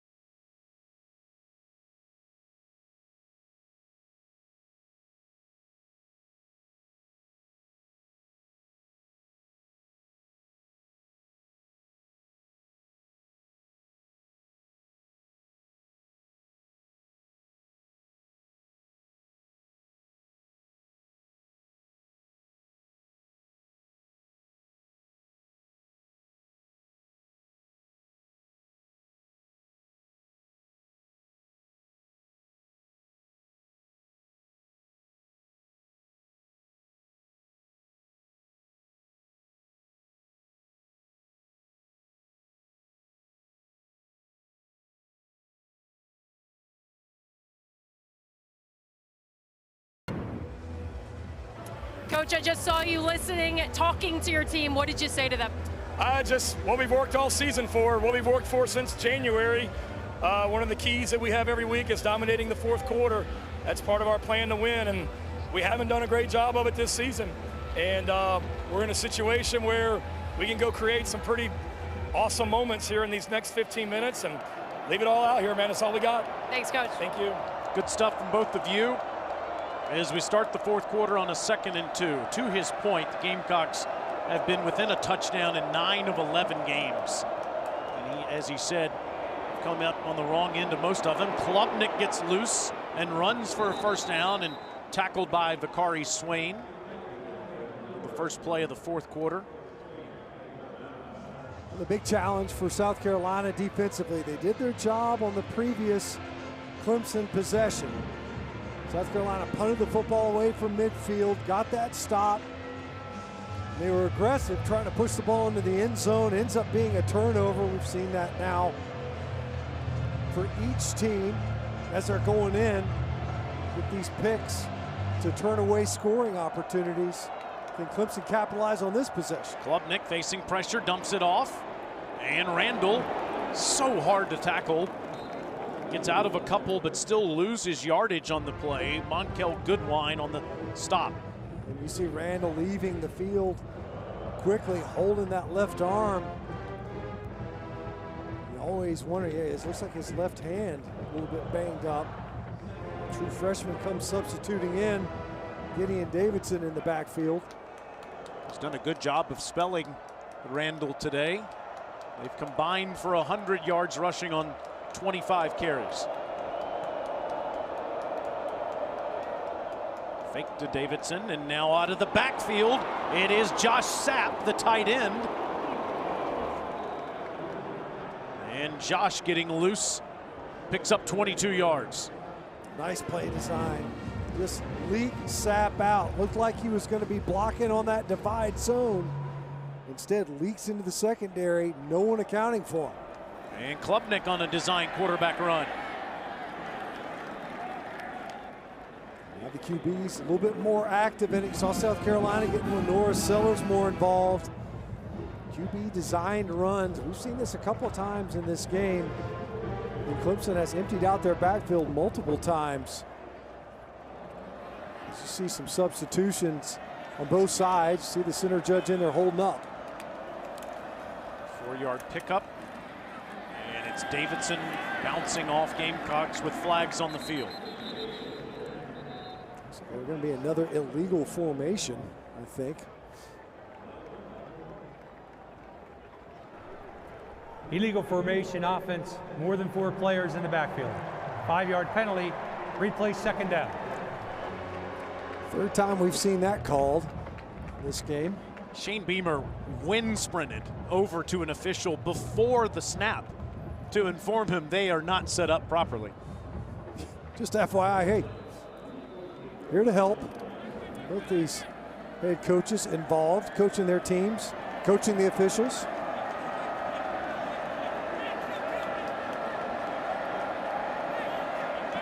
So far, it looks like a legal formation. Klubnik. It'll be 3rd and long as he runs right into Troy Pikes. What a game he's had today. Definitely been active. He's able to make that play early on the would-be screen. Had a big shot. Just kind of anchoring the middle. You see Klubnik. Couldn't really tell if that was intended to be a QB draw or not. If he was trying to get the ball out of his hands quickly. Regardless, well defended by South Carolina. Again, no Dylan Stewart on the field for this 3rd down. Certainly takes some of the teeth out of that South Carolina pass rush. Packed Williams-Brice Stadium, yelling at Clemson and pressuring Klubnik, and that is incomplete. Antonio Williams tried to make the grab, but it hits the Williams-Brice grass, and it'll be 4th down. There's a Gamecock that is still down where Klubnik threw that ball. Here's the pass to Williams, and that ball clearly skipping off the turf, incomplete. But Brian Thomas is banged up. Now South Carolina's already down their other pass rusher in Dylan Stewart. Thomas definitely in pain on the turf. Timeout on the field.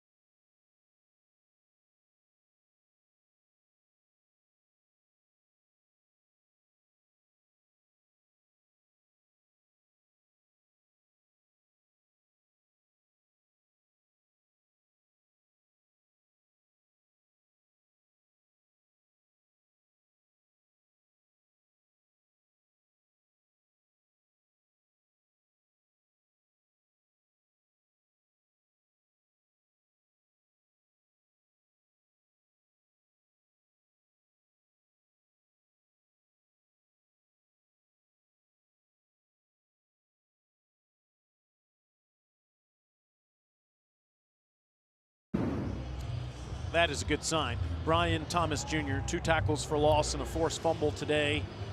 Has been excellent all season for the Gamecock defense. He is going into the medical tent to be evaluated there, but the Gamecocks certainly need him. He and his teammates forced a 4th down at midfield, and Clemson will punt it back to the Gamecocks.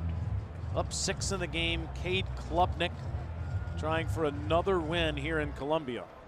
Jack Smith trying to pin the Gamecocks deep. Swain at the 10-yard line. And no, goes in the end zone. It's a touchback. And now South Carolina, Swain picks it up. They blew it, the whistle. They have whistled this play.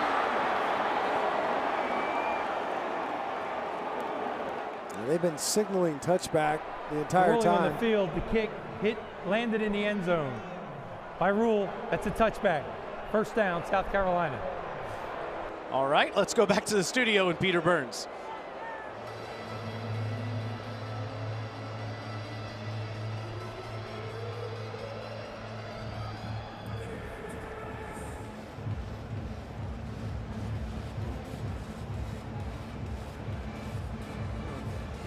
Interesting.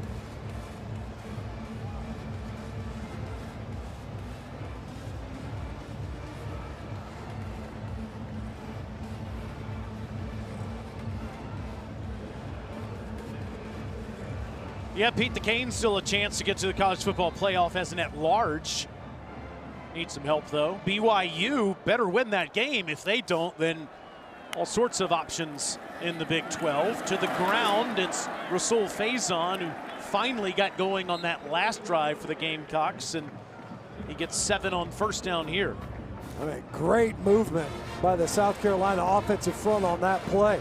You mentioned it, Faison getting going a little bit on the ground, something that South Carolina has been eager to do.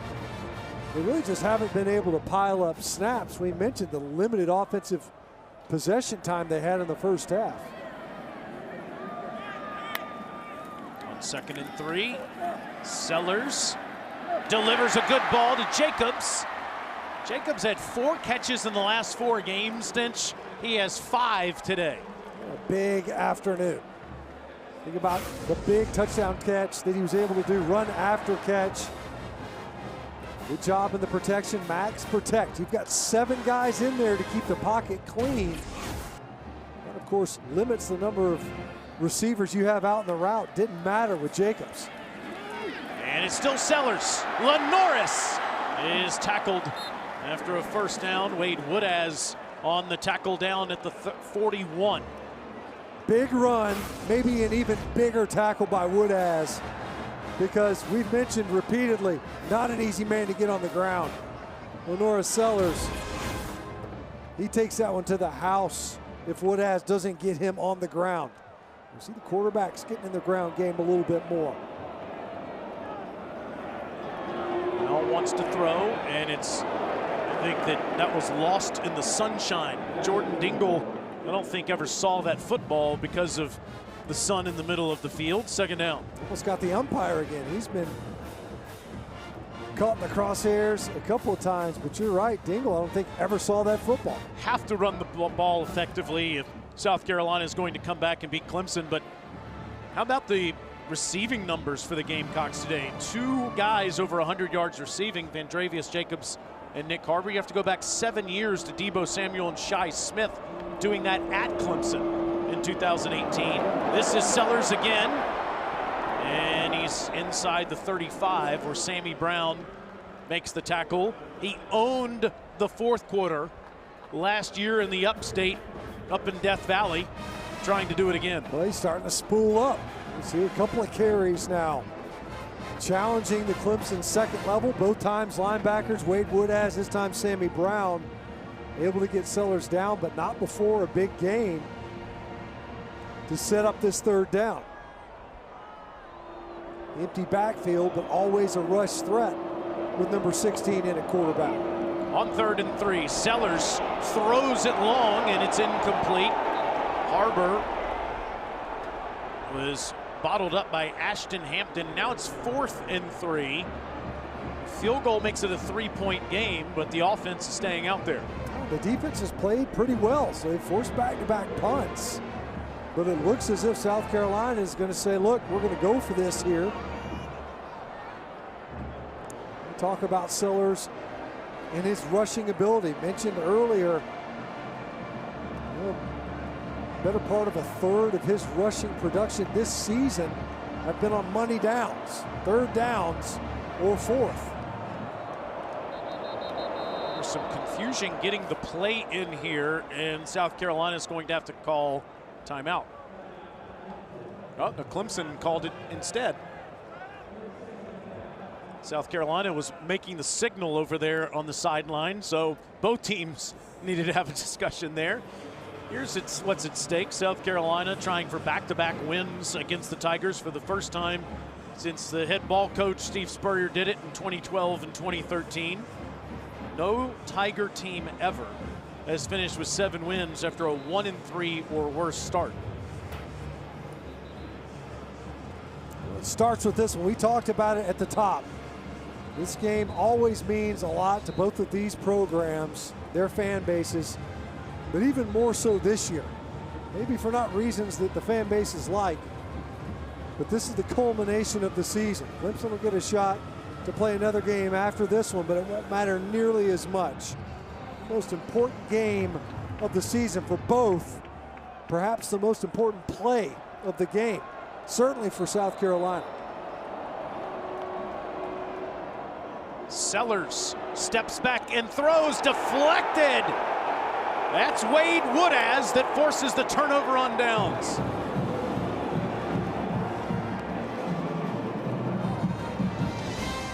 Well, they tried to get Clemson biting up, a lot of play action, heavy formation, and on 3 plays in a row, the Clemson linebackers come up big. Tip ball, Clemson ball.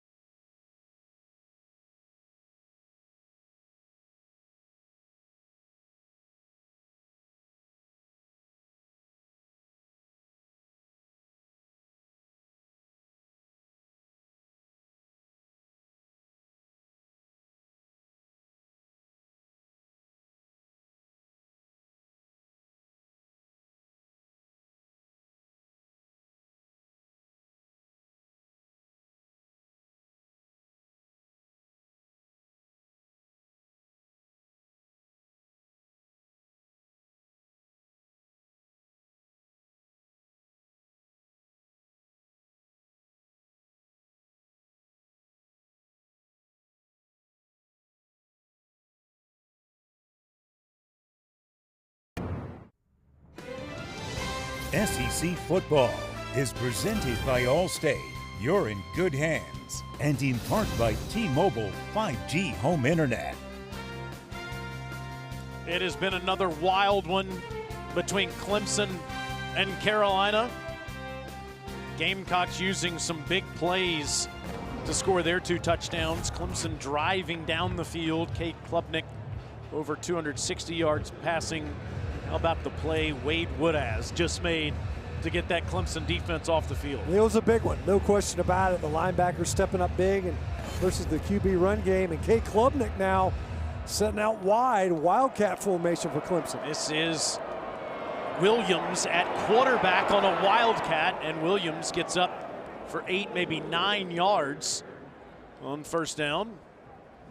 Clemson trying to get a little bit of a spark offensively. Remember, they've really faced nothing but punts. If it weren't for a roughing the punter call earlier, South Carolina's gotten Clemson off the field. That led to a field goal. But the South Carolina defense has played outstanding here in the second half, forcing Clemson to punt the football back. Obviously with the 4th down attempt by the Carolina offense, asking their defense to get yet another stop. And to the ground and a first down, and into South Carolina territory goes big Adam Randall. He almost broke that one. Adam Randall, one more broken tackle, and he's off to the races. Narrowly missed an explosive run, something that's really eluded the Clemson offense all season long in the ground game. Just not enough explosive carries on the ground. Randall 86 yards rushing today. Clemson has 131 as a team.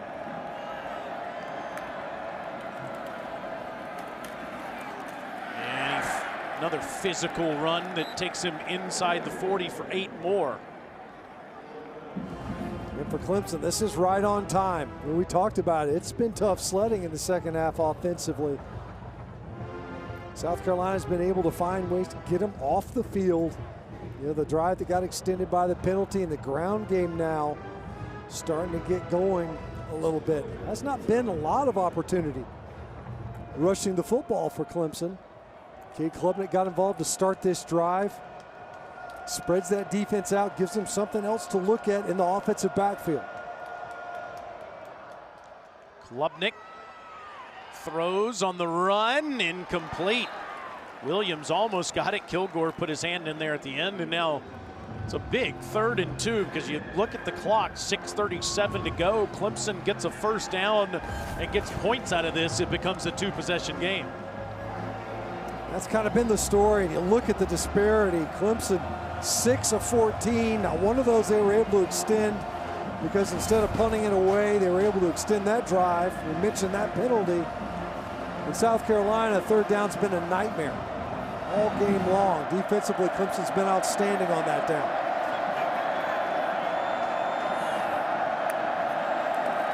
Bettenker blocking and Randall running for a first down. A great push right up the middle. And Randall, no nonsense runner, just gets right downhill. Bettenker comes in there, he's able to get the split, gets a nice block inside out on the backside, but it's the push on the inside of that Clemson offensive front. Able to just displace South Carolina, and an easy pickup for Randall. No nonsense run, get downhill, get the conversion. Bettenker's an impressive true freshman from Lakemore, Illinois. 5 catches in that big block too. Clemson is in field goal territory. Randall tackled for loss. Troy Pikes again. Pikes has really come on in the last few weeks, Snitch. Yeah, he has. It's just does a great job of jetting upfield. When we talk about pass rushers, edge defenders, he's able to get a negative yardage play, and you're talking about field goal range. South Carolina doing a good job to try to push Clemson back. A negative yardage play to make it that much more difficult. And still doing it without Dylan Stewart, guys. Nothing official from South Carolina, but he's been sitting on the bench for the last couple of drives. 2nd and 13, line of scrimmage ball. Williams breaks one tackle and gets inside the 35. Jalen Kilgore got him on the ground. And here comes a big 3rd down and 10. They had that 3rd and short earlier. Handed off to Adam Randall. Easy conversion. Tougher here. Now, as Alyssa just noted, no Dylan Stewart. So the compensation that we've seen on 3rd down from South Carolina is additional rushers, more than 4. We saw one bring from the perimeter, but from the 2nd level as well. They've been filling up the pass rush lanes with linebackers. On 3rd and 10 with a flag on the field, Klubnik delivers a 1st down ball to Williams. Down at the 20, let's see what the flag's about. Illegal formation offense, more than 4 players in the backfield. 5-yard penalty, replay 3rd down. 4th time we've seen this called, and I think what's happening is I think that they're saying that Tristan Lee, the left tackle, is too far back in his pass stance, trying to get a little bit of a head start. It gets loud here on 3rd downs. He's trying to get a little bit extra room for his pass set, and end up costing his team a conversion.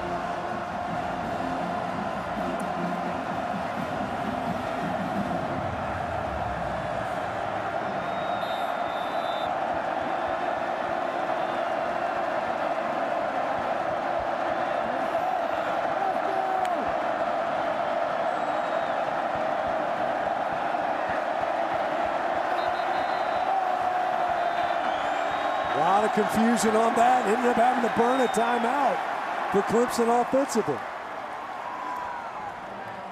You think this game matters to 2 teams that have had a tough season? It's all on the line in the Palmetto Bowl.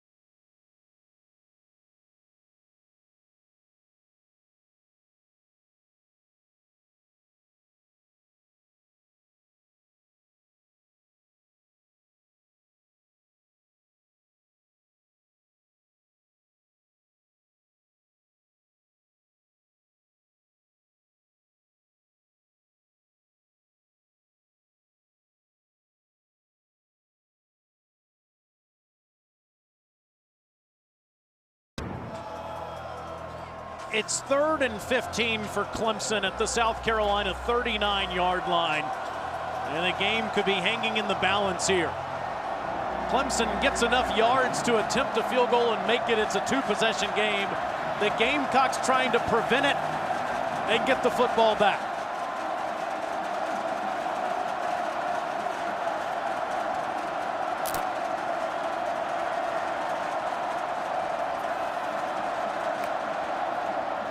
And they'll run it, and they won't get anything. Jatius Gear. As you said that, Taylor, I thought the mindset here has to be to try to gain yards to make it a manageable field goal attempt. You're not thinking 3rd and 15, especially the way the pass rush has been able to get to your quarterback. South Carolina was geared up for that. They're thinking the same thing. Excellent play. They weren't thinking pass rush. And there's no Clemson player on the field right now. 10 seconds to go on the play clock. Dabo Swinney's either going to call timeout or take a delay of game here. He takes the delay probably here. He's sitting with just that one timeout left. A great job by Jatius Gear. He's coming in there on the stunt. He was out there at end, and he's spiking inside. And they did. Please reset the game clock to 3 minutes, 36 seconds. Take the delay again. 36 seconds. And we saw earlier, they almost got South Carolina pinned deep. Ended up being a touchback. You buy a little bit more room with the delay of game, and you preserve that timeout.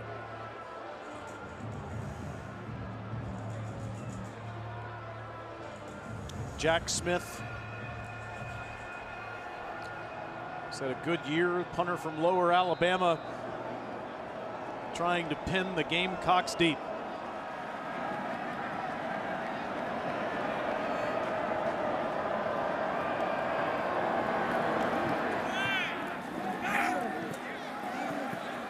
And he's done just that. Well done, down to the 5. And Lenoris Sellers, he was the hero last year in Clemson, winning the game with his legs. Can he do it again this time in Columbia? You've got time to work with. You just got a ton of field to cover. In this game, they have not driven the football. The longest possession lasted 8 plays. And where South Carolina has really struggled is when it's obvious passing scenarios. It doesn't have to be that here. With 3:29, you've got 3 timeouts and the 2-minute. So because of that, you've got time to work with, but you got to ask your offense to do more than it's done all afternoon. His end zone, up top, deflected, intercepted. There's Jones again, pick 6.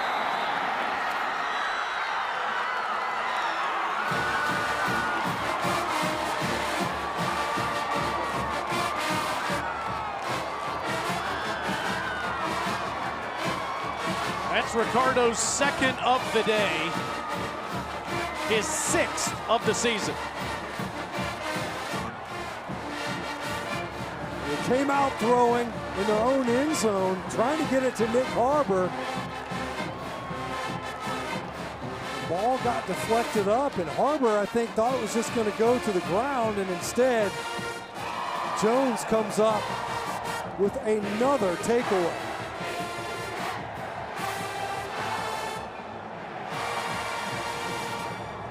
Taylor, you think about in this game, we've seen it a couple of times. As you see the nice protection, clean enough pocket, Lenoris Sellers trying to get it upfield, ball gets deflected. I don't think Nick Harbor realized where the ball was going, and Jones comes up underneath it. Ashton Hampton was the one that was able to get the breakup, and the ball deflects up.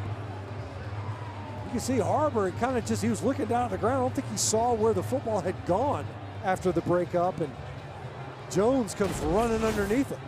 Jones now tied for the lead in all of college football with 6 interceptions on the season. Clemson did use its final timeout. Looks like they're prepared to go for 2 here to make this a 14-point lead.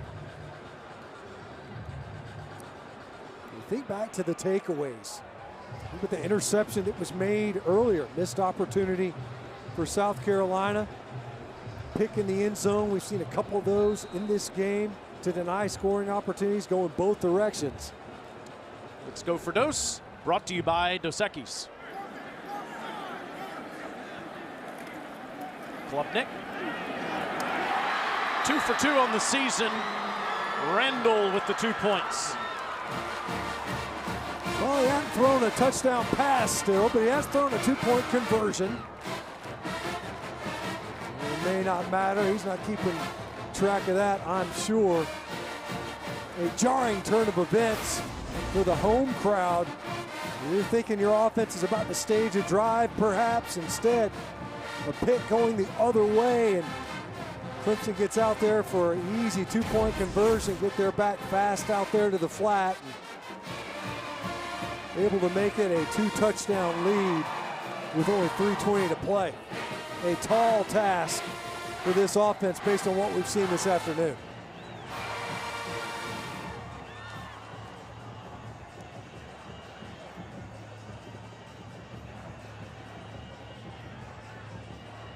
Such a tight football game until that play, and Dabo Swinney is loving it over on the Clemson sidelines. He said it has been such a privilege to coach in this rivalry. This is the 17th time as a head coach he's done it. Actually said that one of his most favorite moments came when he was the wide receiver coach when they came over here and won.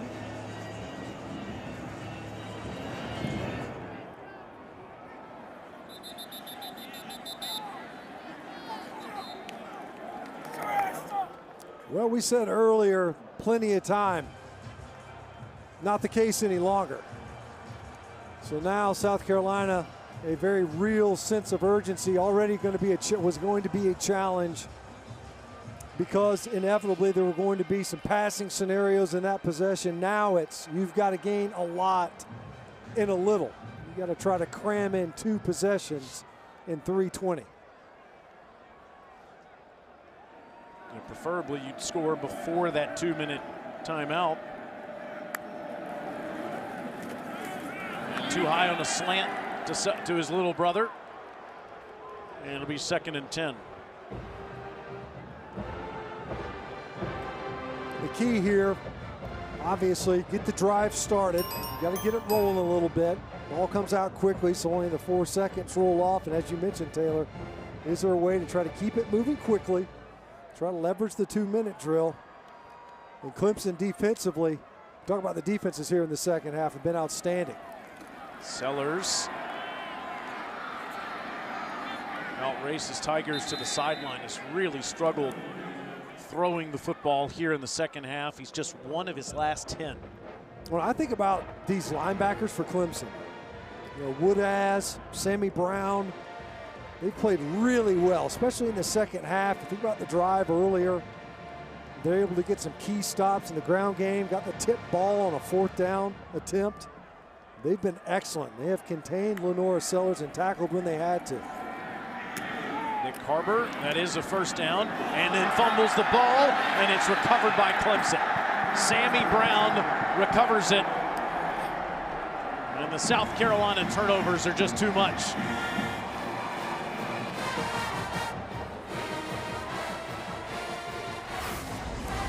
Harbor trying to make some plays after the catch. He come in there, just popped it out. Great job getting their hand right on it was Ronan Hannafin. Got his left hand in there to pop it out of Nick Harbor's arms. Sammy Brown's there to collect it. There's that line, those linebackers for Clemson. They've had a whale of a second half. Jefferson, Georgia's finest. Sammy Brown, heck of a high school football player. Darn good takeaway there, and that's been for the last 2 possessions. You think South Carolina, you hang tight in there, you got a chance to make a run at it. It was already going to be tough on that previous possession. Back-to-back turnovers, just brutal. And Rendell will get a few more. That could be right at 100 yards rushing for him as the Gamecocks will use their first timeout. Dabo Swinney in his 18th year as the head coach at Clemson. The win here today ties Joe Paterno and Urban Meyer with 187 wins. It's the fourth most for a coach in their first 20 years. Of course, he's had those 2 national championship wins. But he says this team has fought for the place. And he loves coaching in this game. He said, I would rather have lost to the Gamecocks than never have coached in the Palmetto Bowl. Stands to be 10-7 as a head coach with a win here today. And how about this stat? If this score holds, Stinch, he matches Alabama since 2011 with 139 power wins, the most in college football. Yeah, pretty remarkable. It's been an amazing run, a disappointing season, no question, for Clemson. They've had some close losses, some near misses. They have not played great in the fourth quarter. But they played well enough in this fourth quarter. Like we said, this game meant even more. If that's possible, right? Because usually both these teams are pointing towards something else. South Carolina was vying for a playoff berth. Clemson was a playoff team a season ago. Different this time around. There's more teeth in it. Just a reminder coming up next, it's the Battle Line rivalry, Arkansas and Mizzou. We called it last year in a blizzard in Como. It's in Fayetteville this time. And tonight, it's the Skycast broadcast of Alabama and Auburn, the Iron Bowl at 7:30 Eastern.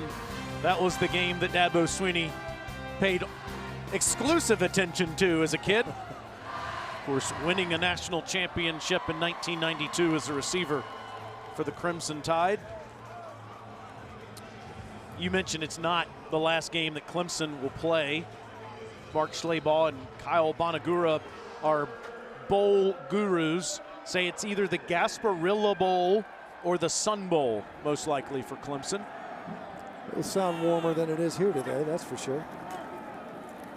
Randall on a 3rd and 5 gets the first down. There is a flag down, and Randall's running into the end zone.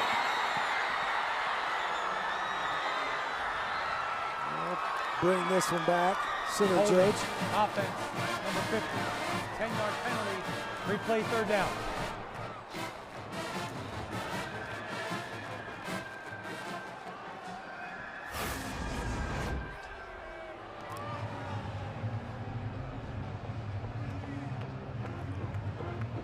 Yeah. A little bit of tugging of the jerseys there, just enough to draw the flag. Haven't seen many go against Clemson other than formation issues. They were patient with the ground game early, proved to be opportunistic. What a great second half for this offense. You know, credit South Carolina defensively. They did an excellent job. Really just 3 points. Remember the one with the pick 6. It's going to show like 10 points in the second half, but 7 of those go to the defense. 8 with the 2-point conversion. Peter Woods in the backfield is Klubnik facing pressure in the backfield and just has to throw it away, and it'll be 4th down.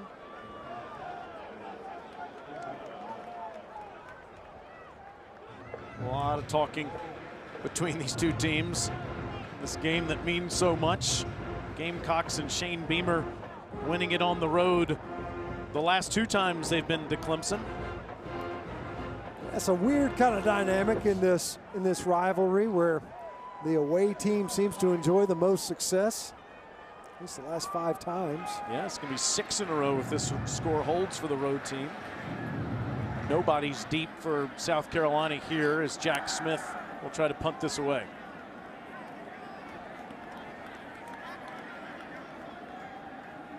Eleven up on the line trying to block it. Smith gets it off.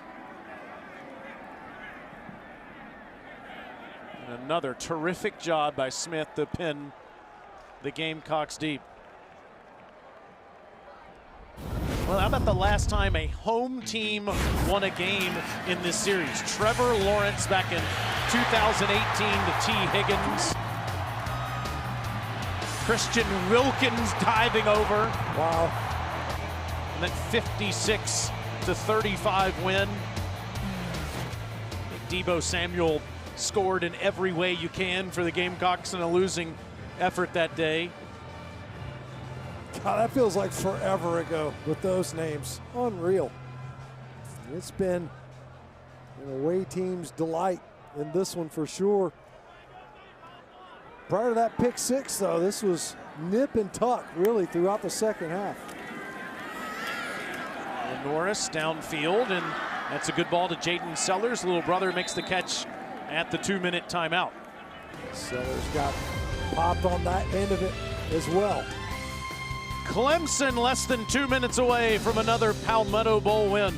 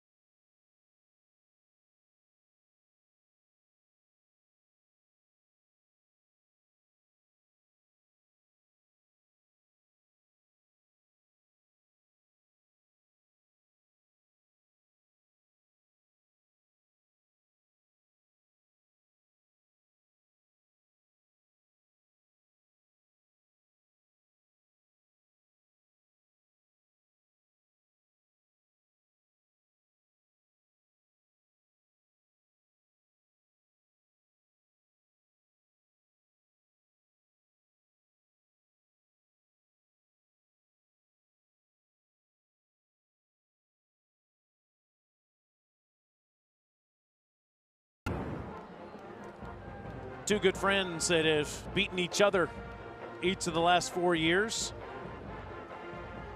Exchanged a lot of ideas throughout the year, and they had a long conversation on the field before this one started. Gamecocks need a miracle with 1:56 to go.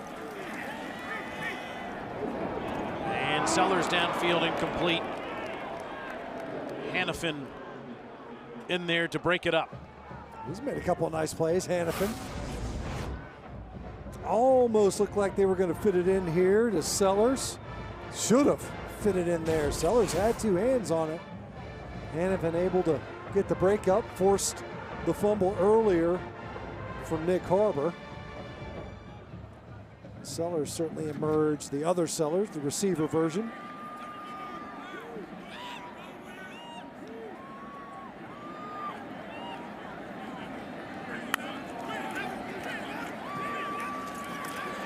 Norris trying to get rid of it as he goes to the ground. Incomplete.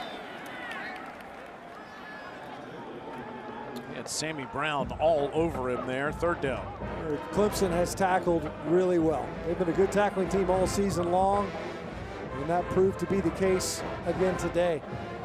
Just multiple times. You think about to the one drive earlier in the fourth quarter, looked like Sellers was going to break a couple of runs. able to track him down in the open field and get one of the toughest ball carriers in college football on the ground. South Carolina's 0 for 8 on 3rd down. Make that 1 for 9. As Faison is able to move the chains. Yeah, so you're able to clean up that part of the box score. That O was an ugly one. Has hurt the team all game long. Deflected again by Brown. With 1:24 to go in the game. You think of the Gamecocks this year, the best teams they played, Texas A&M, Alabama, every chance to win both of those games, losing in heartbreaking fashion on this field to the Crimson Tide in overtime, up 30-3 at halftime in College Station, unable to win either one of those games. And Shane Beamer's talked about how close they have been, as it'll be 3rd down on another Brown deflection. Shane told us yesterday something interesting that I think all Gamecocks fans need to pay close attention to. He said, quote, "I'm going to make the hard decisions that takes our program from being a 9-win team last year to being a college football playoff team moving forward." He does believe that he has the support too from the school, from the administration. Their forward-thinking athletic director, Jeremiah Donati, got plenty of support from him. And Brown is deflecting balls on every play. It's 11 passes broken up, by the way. 11. Incredible. Sammy Brown just reading the eyes of Lenora Sellers. But Go ahead. But Gamecocks fans, with what Shane Beamer did last year, winning 9 games, and I think had a college football playoff caliber team at the end of the season, should still have hope that they have the right coach, they have the right people supporting their coach. They need to have a big offseason that starts immediately. They got to fix the offense. I mean, I think it's that simple. Defensively, in this game included, they played good enough to win on that side of the ball. Great catch going upstairs by little brother Jaden Sellers, who in the last few weeks has really come on.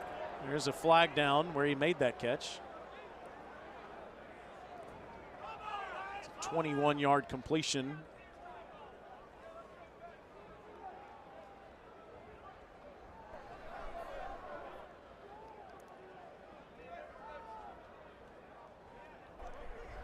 There's no foul in the play for targeting. Yeah. Thought maybe that's why it came out. It was a clean shot. See Sellers goes up, defenseless player. Yeah, that's a clean play. See why the flag came out, makes sense, but definitely a clean play there.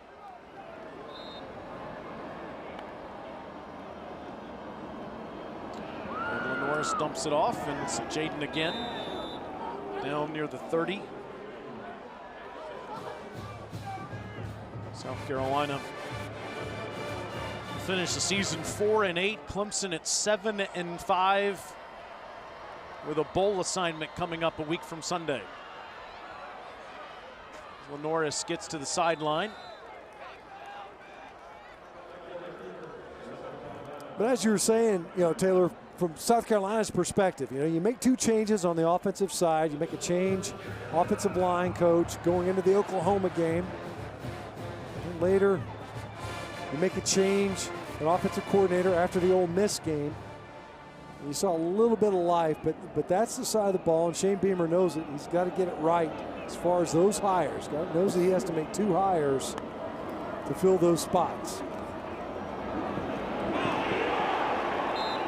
TJ Parker again with the sack, and Cade Klubnik loves it.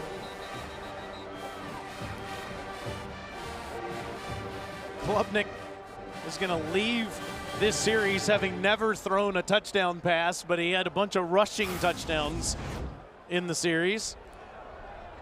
Here's Parker just winning on the edge, 3-man rush and just power rush. Cade Klubnik's fired up. Did he get that 2-point conversion? Through that one.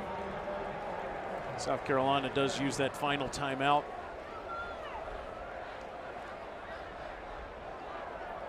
Always a privilege to be with this great crew. Our production team, known as Tupelo Honey, actually went to a Tupelo Honey restaurant here in Columbia, because with the same name you have to do it. And Nick Young, our very favorite director in the world, brought an Al Michaels-like spread here to the booth at halftime, and I am still drooling over the shrimp and grits and the pecan pie, or as my wife and you say, pecan pie. Oh, there it is. There's the spread. There's the chicken, the collard greens. Oh, the greens were unbelievable. There's some bacon in there. Yeah. How do you say that word? Pecan. Pecan is what you say. Well, pecan. Hey, man, whatever. Just bring it out. Shrimp and grits are great. Nick, you're a great American. God bless you. You are. Late bid for Director of the Year. Food is the way to our heart, literally. 2nd and 14. Sellers down again. T.J. Parker with another sack.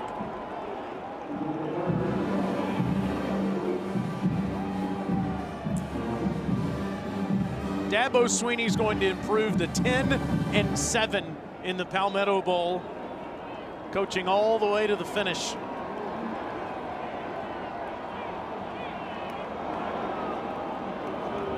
Jacobs out of bounds with a couple seconds to go.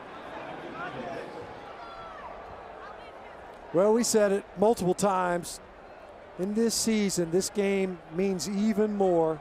They make it that much sweeter for the Clemson Tigers to continue the road game, or the road team victories.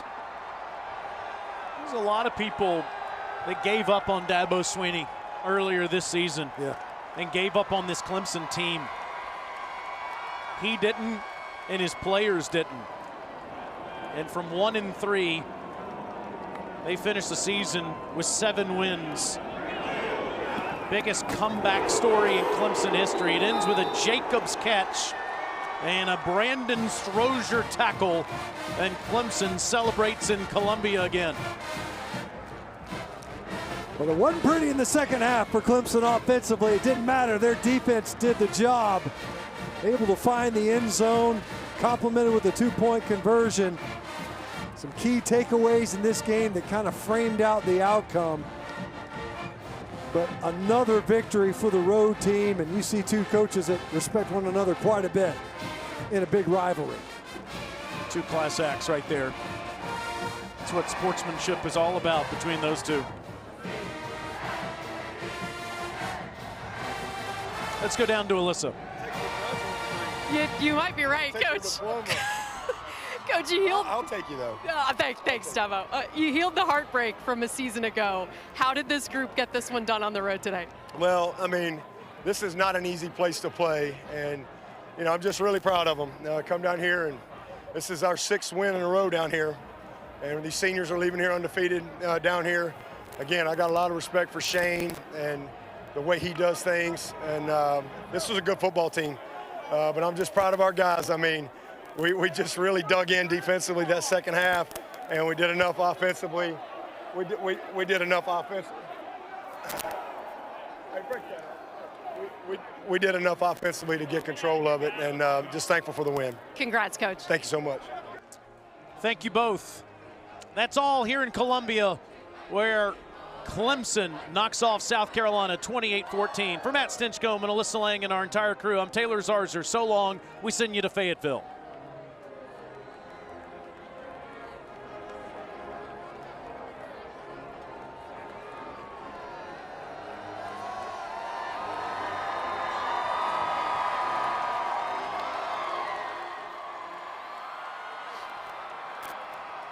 Yep. Cade, y'all came in here and battled. You got this win. How was this group able to come together and do it today?